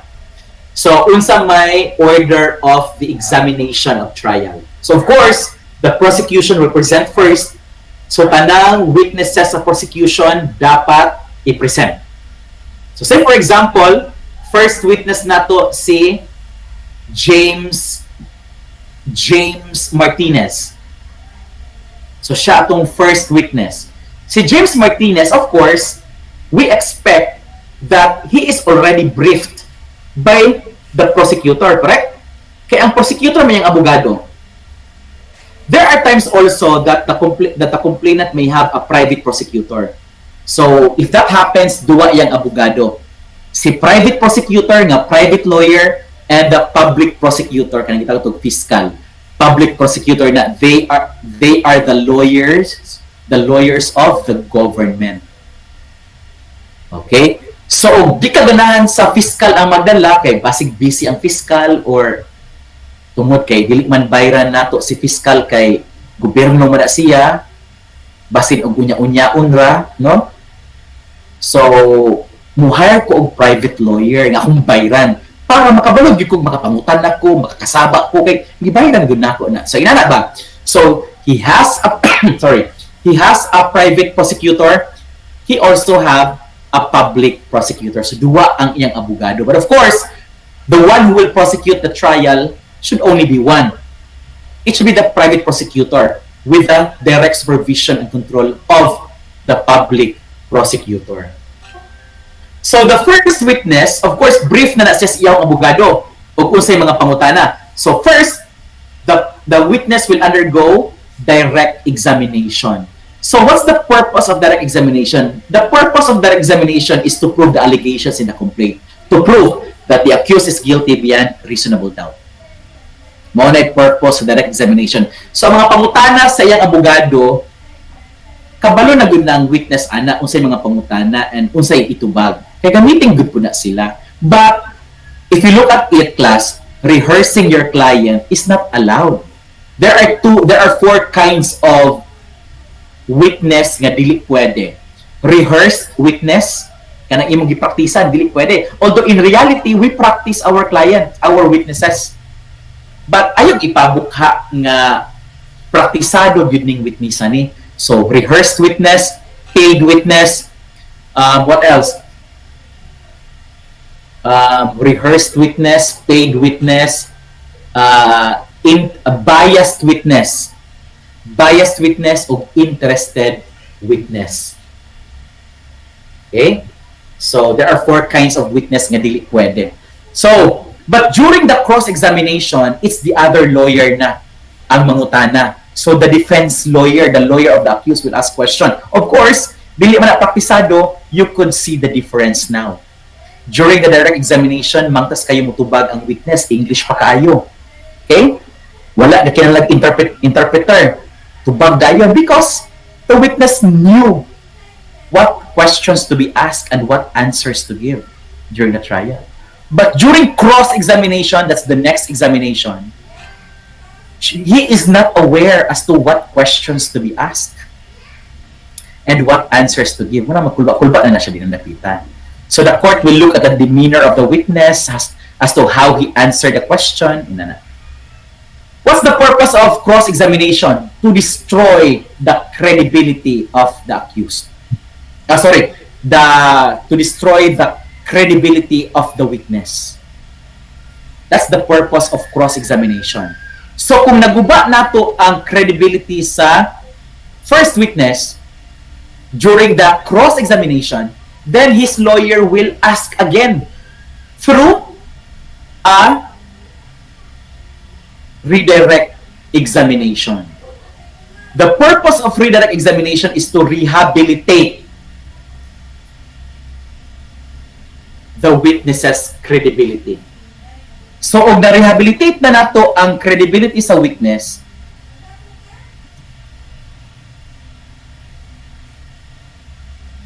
so, okay na. So, kay na-rehabilitate naman ang credibility sa witness, then the defense lawyer will ask again. Will ask again through a recross examination. And what's the purpose of recross examination? That is to destroy again the credibility of the witness. Do you understand? So, yes, sir. Okay, So, very good. So those are the four examinations that a witness may undertake. So second witness, the same na po. Third witness, the same. And then pagka last witness sa prosecution, humana sila, rest ng case, it's the turn of the defense. So same, sa first witness sa defense, the defense lawyer will ask will do the examination, then the prosecutor will conduct the cross-examination, then redirect, and then recross. So the purpose of the cross-examination of the prosecutor is to destroy the credibility of the witness of the defense. Nakadayakon.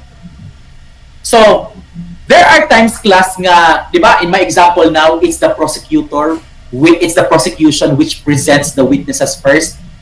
But in some instance, like, kung self-defense ang gi-invoke ni accused, like there was self-defense, there would be a reverse order of trial. So, mahitabo, the defense will present witnesses first, then the prosecution will present witnesses after the defense rested its case. Okay. Please give me 1 minute, class.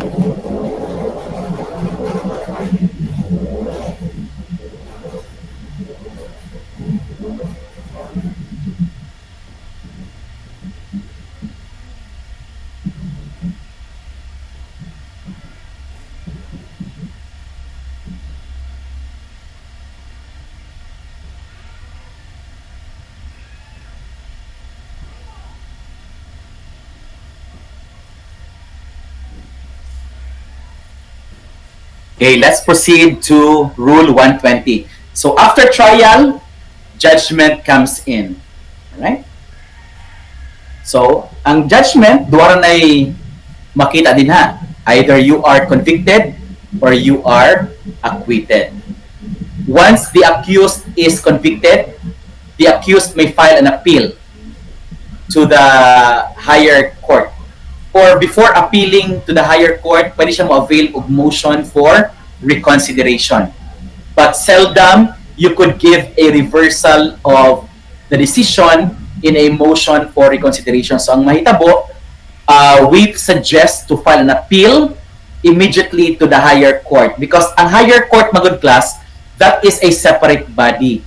They would look at the case differently. Kay og, say for example, I am the judge, ako mo ni-decide, so ning ko nimo convicted ka, then you file a motion for reconsideration. Nyangyo ka na ko nga judge usba ang desisyon. Di na pwede, di ba? It is as if I am kuan kanang kani akong isang palong akong nawong sa kagalingon, di ba?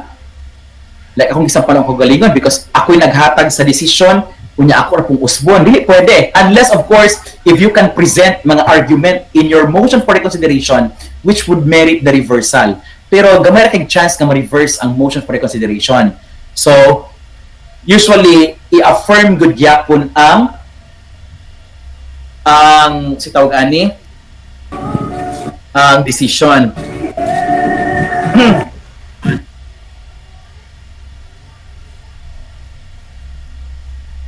So ang mahitabo,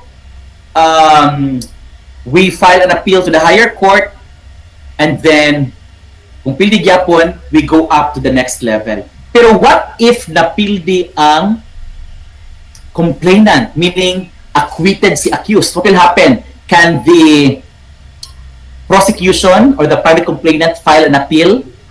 No more. Dili sila maka-file og appeal against the accused because it becomes double jeopardy anymore. And double jeopardy in our law is a big no-no because it is prejudicial to the accused. So, kung sa may buhaton, if you are the private complainant unya na acquit si accused, pwede ka mo file og certiorari under Rule 65 of the Rules of Court. So this time, ang imong kasuhan is not the accused, but the judge who rendered the decision for being impartial, for gravely erring, and kanang kuan siya, ignorance of the law, etc. etc. So pwede na imong buhaton. But si accused, once ma-acquitted, is already safe. Okay. Any question with judgment? No, sir. None. Very good. Okay. Now, let's go to new trial or reconsideration. Di ba, I mentioned a while ago, o di ka satisfied the decision before going up on appeal, pwede ka mo file og reconsideration. Motion for reconsideration within 5 days from judgment. Or, og naa kay bagong ebidensya or bagong testigo, pwede ka makapang-move for new trial, meaning usog og trial, bagong trial. And this time, you present your new witness or you present your new evidence. Okay. Now,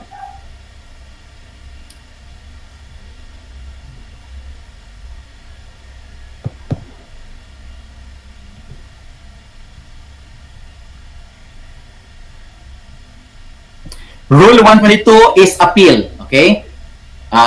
We will not go deeper to appeal, but just to give you an idea nga ang appeal is made 15 days from 15 days from judgment or 15 days from denial of a motion for reconsideration or denial of your motion for new trial. Okay.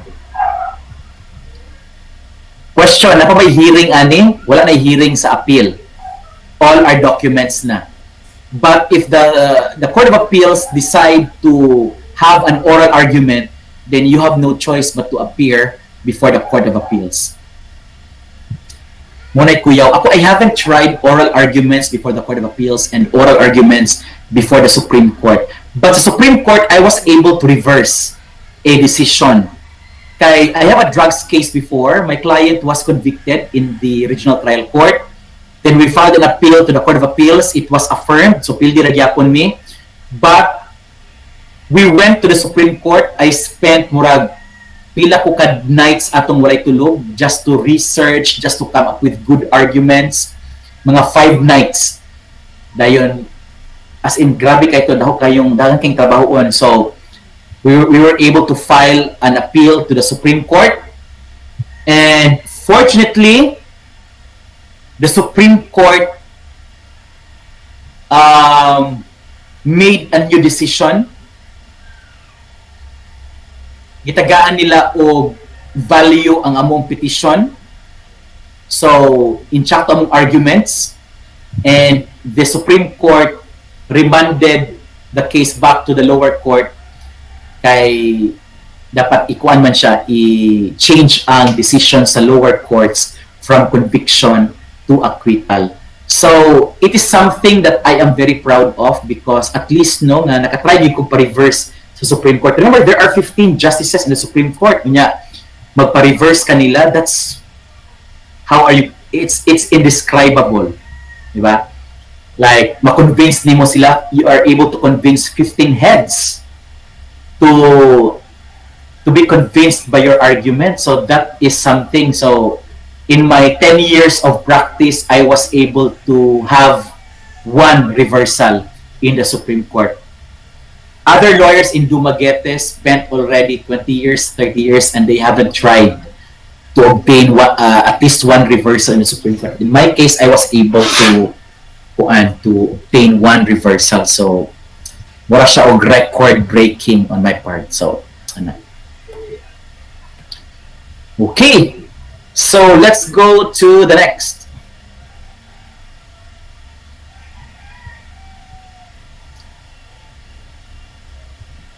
Let's just dispense with the procedure in Rule 123, 124. Those are for the lawyers na class.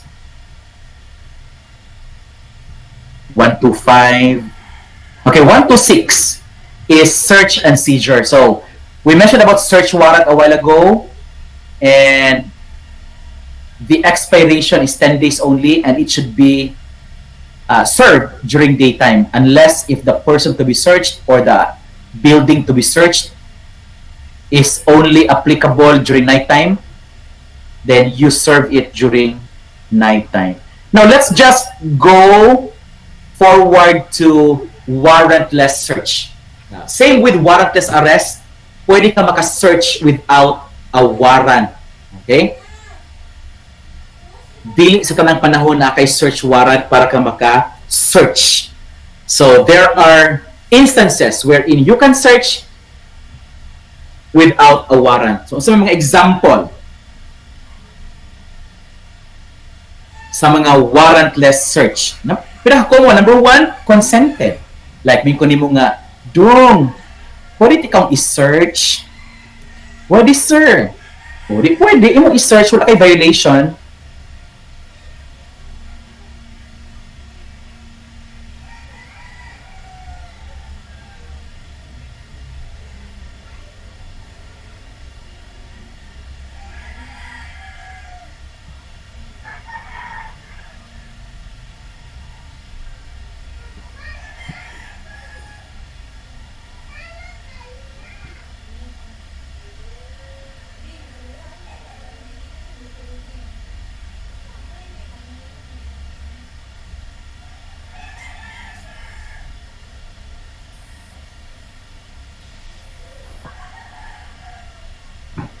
Okay.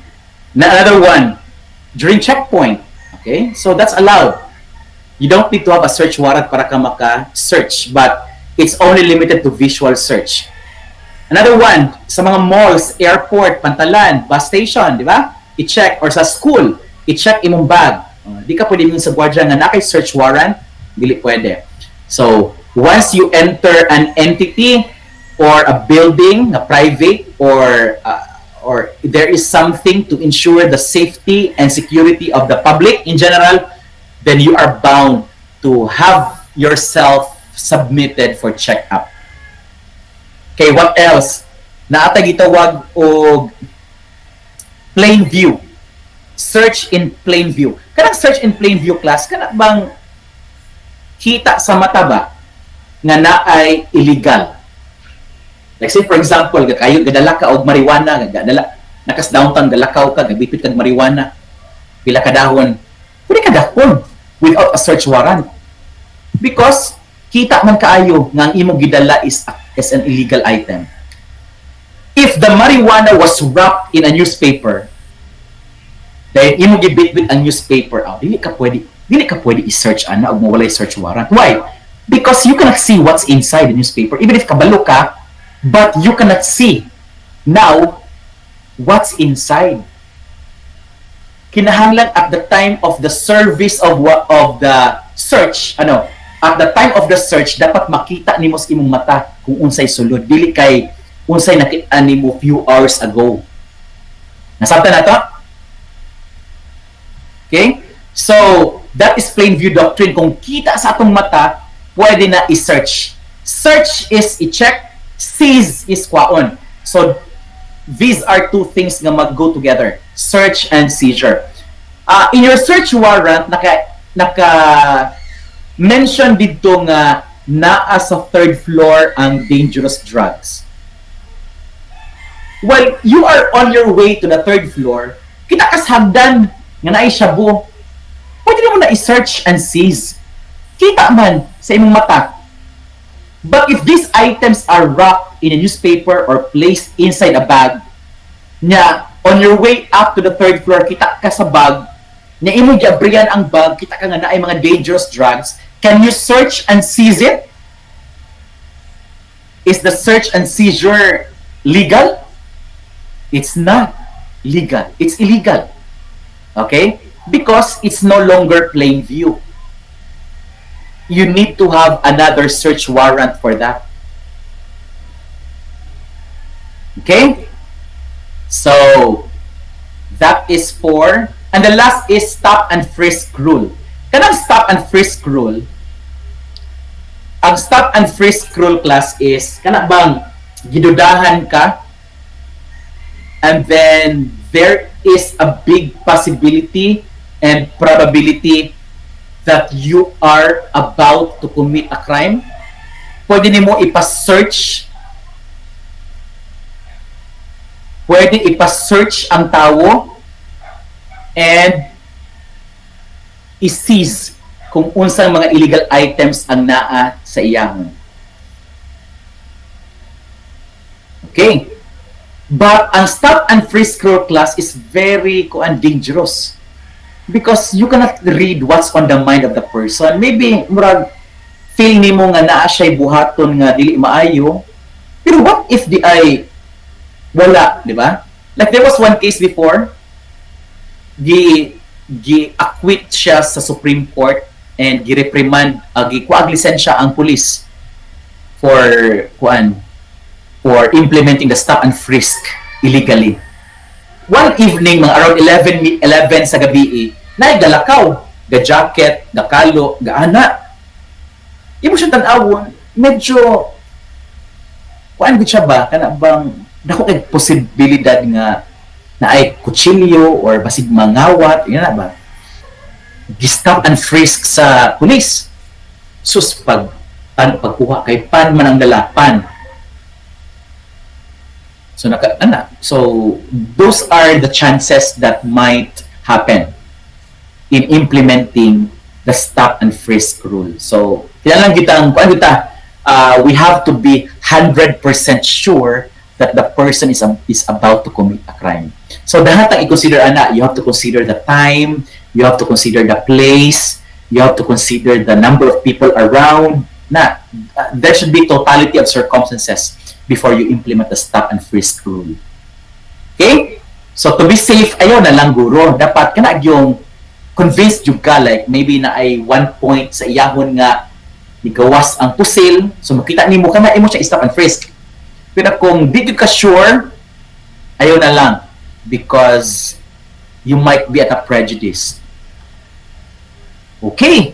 So that's stop and frisk. So, are there questions with search warrant?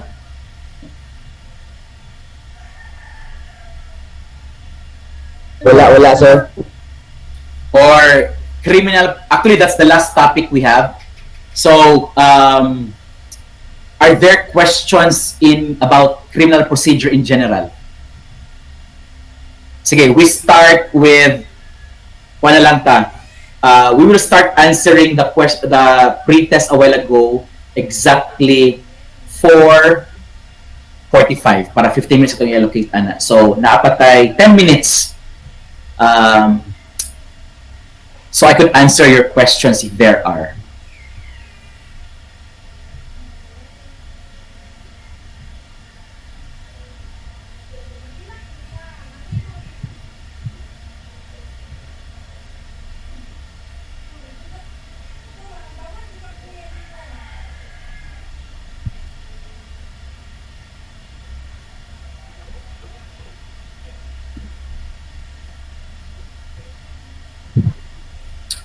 Wala mga pangutana? Sure?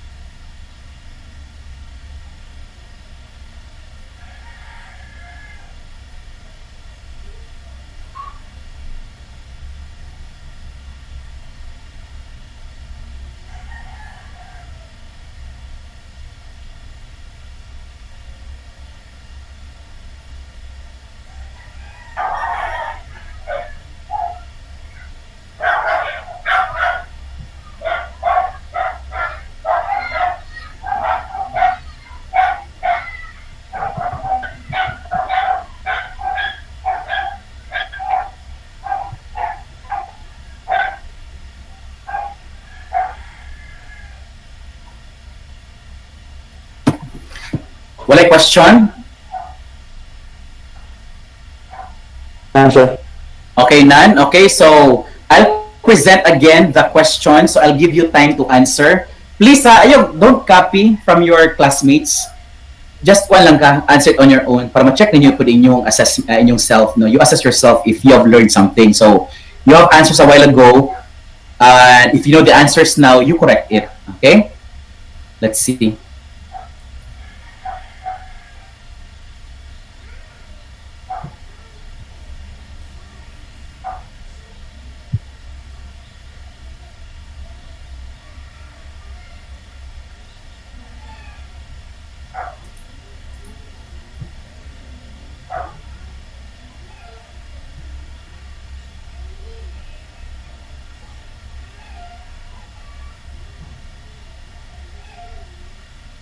Nakita?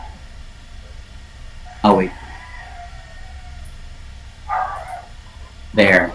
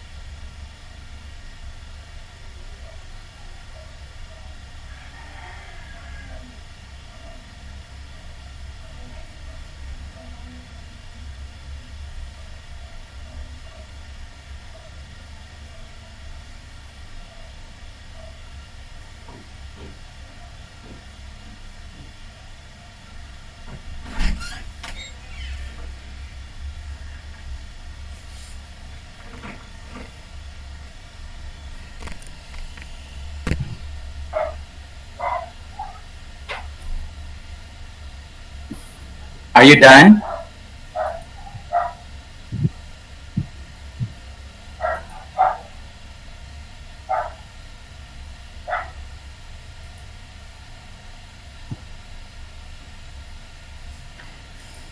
Are you done?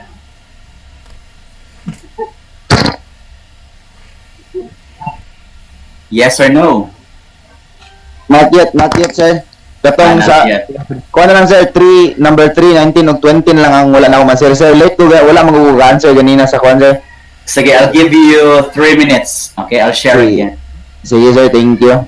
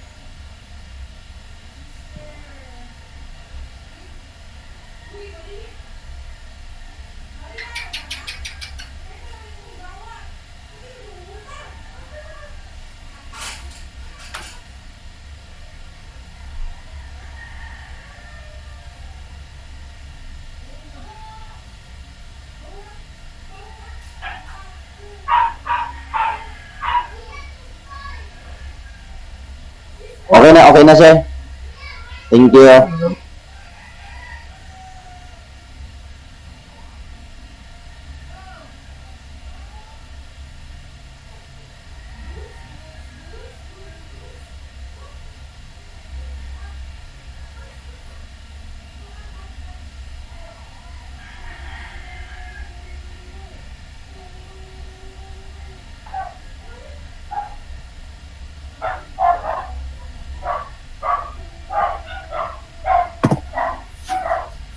All right, let's answer. Are you ready? So yes sir.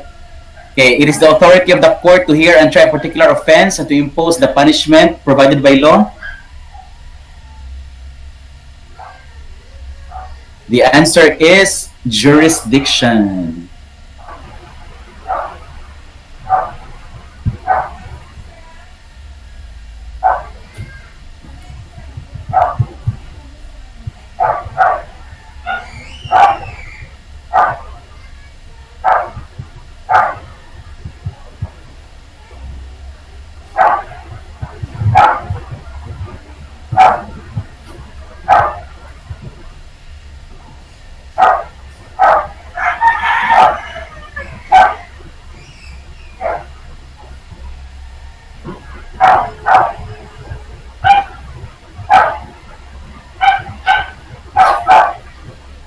Okay, number 2, MTC, Municipal Trial Court.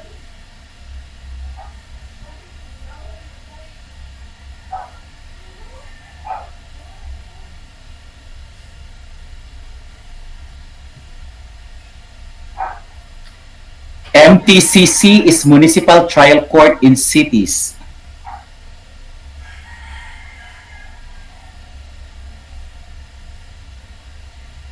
MCTC is Municipal Circuit Trial Court.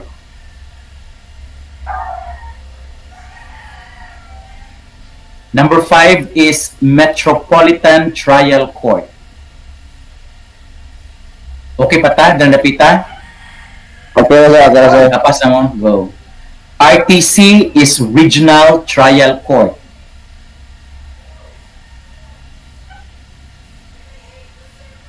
Number 7, CA, Court of Appeals.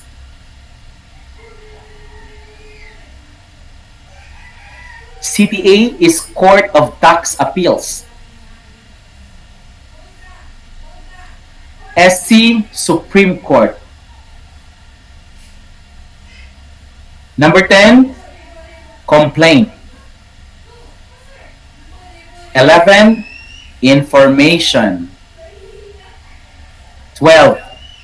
These are crimes which cannot be prosecuted except upon complaint filed with the aggrieved or offended party.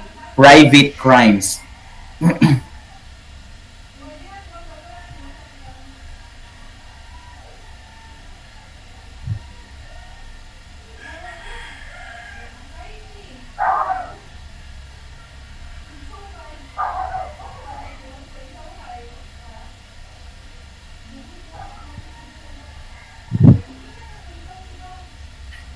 Number 13.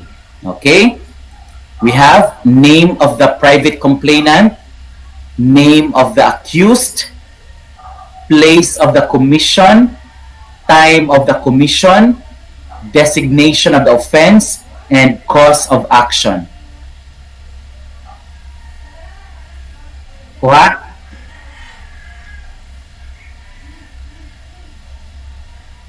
Name of the private complainant or name of the victim, name of the accused,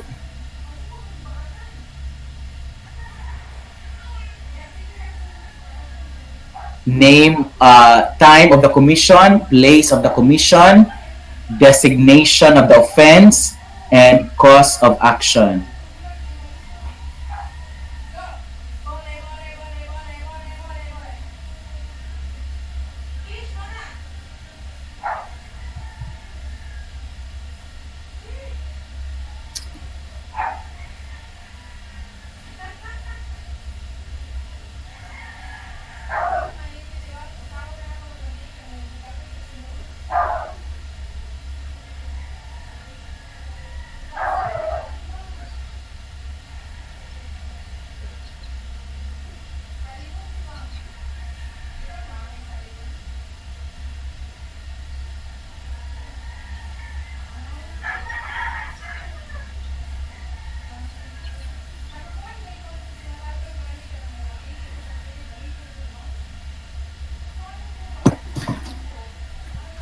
Okay, three forms of damages: moral damages, exemplary damages, attorney's fees, cost of suit, litigation expenses.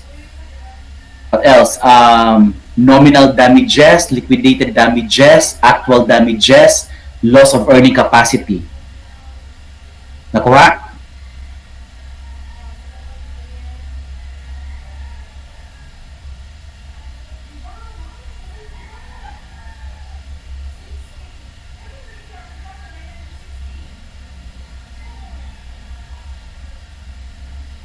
Nakuha na to? Uy, tingog mo. Yes, sir. Yes, sir. Okay, ha? Okay.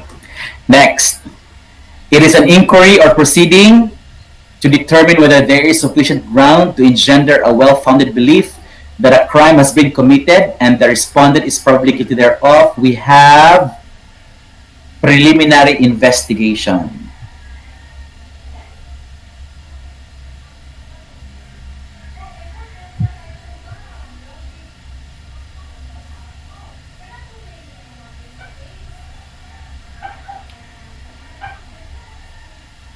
Number 16, quantum of proof required during preliminary investigation, probable cause.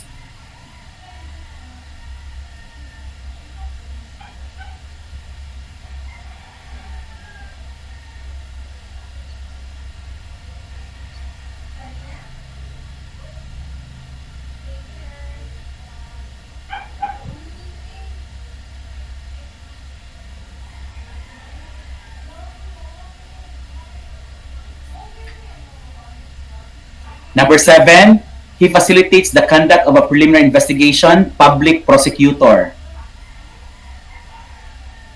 18, complainant and respondent.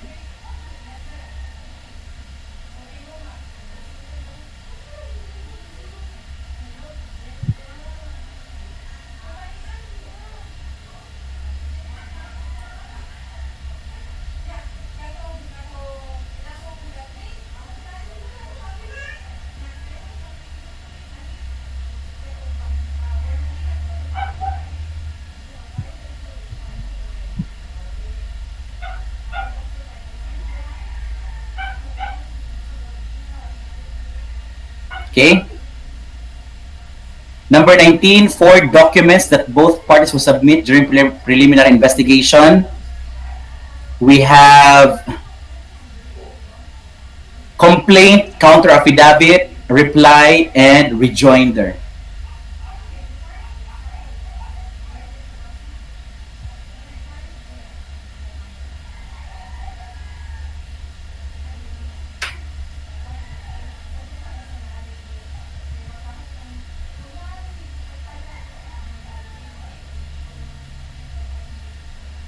Complaint, counter affidavit, reply, rejoinder. 20. How is jurisdiction over the offense committed obtained by the court? Through the issuance of warrant of arrest. Okay. Kasi naka-perfect. Send your scores, be. Send your scores sa group chat. Gamay, sir. Sira, I'll check.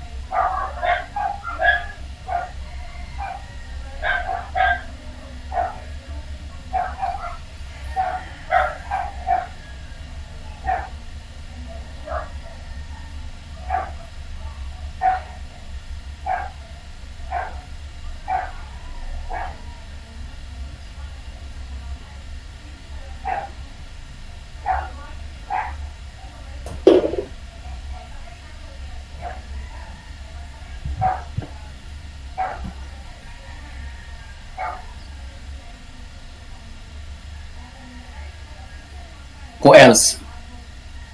Only 5? Okay, so anyway, I'll be sending a copy of of the notes I discussed today, and then just read criminal procedure, rule 110 up to rule 128, 127, 127. Okay, so that would be all for today. Tomorrow, I guess we'll have our court testimony at 8 o'clock. Okay, so see you tomorrow. Yes, sir. Bye. Thank you, sir. Bye, sir. Thank you. Thank you. Thank you, sir. Sige, sir. Thank you.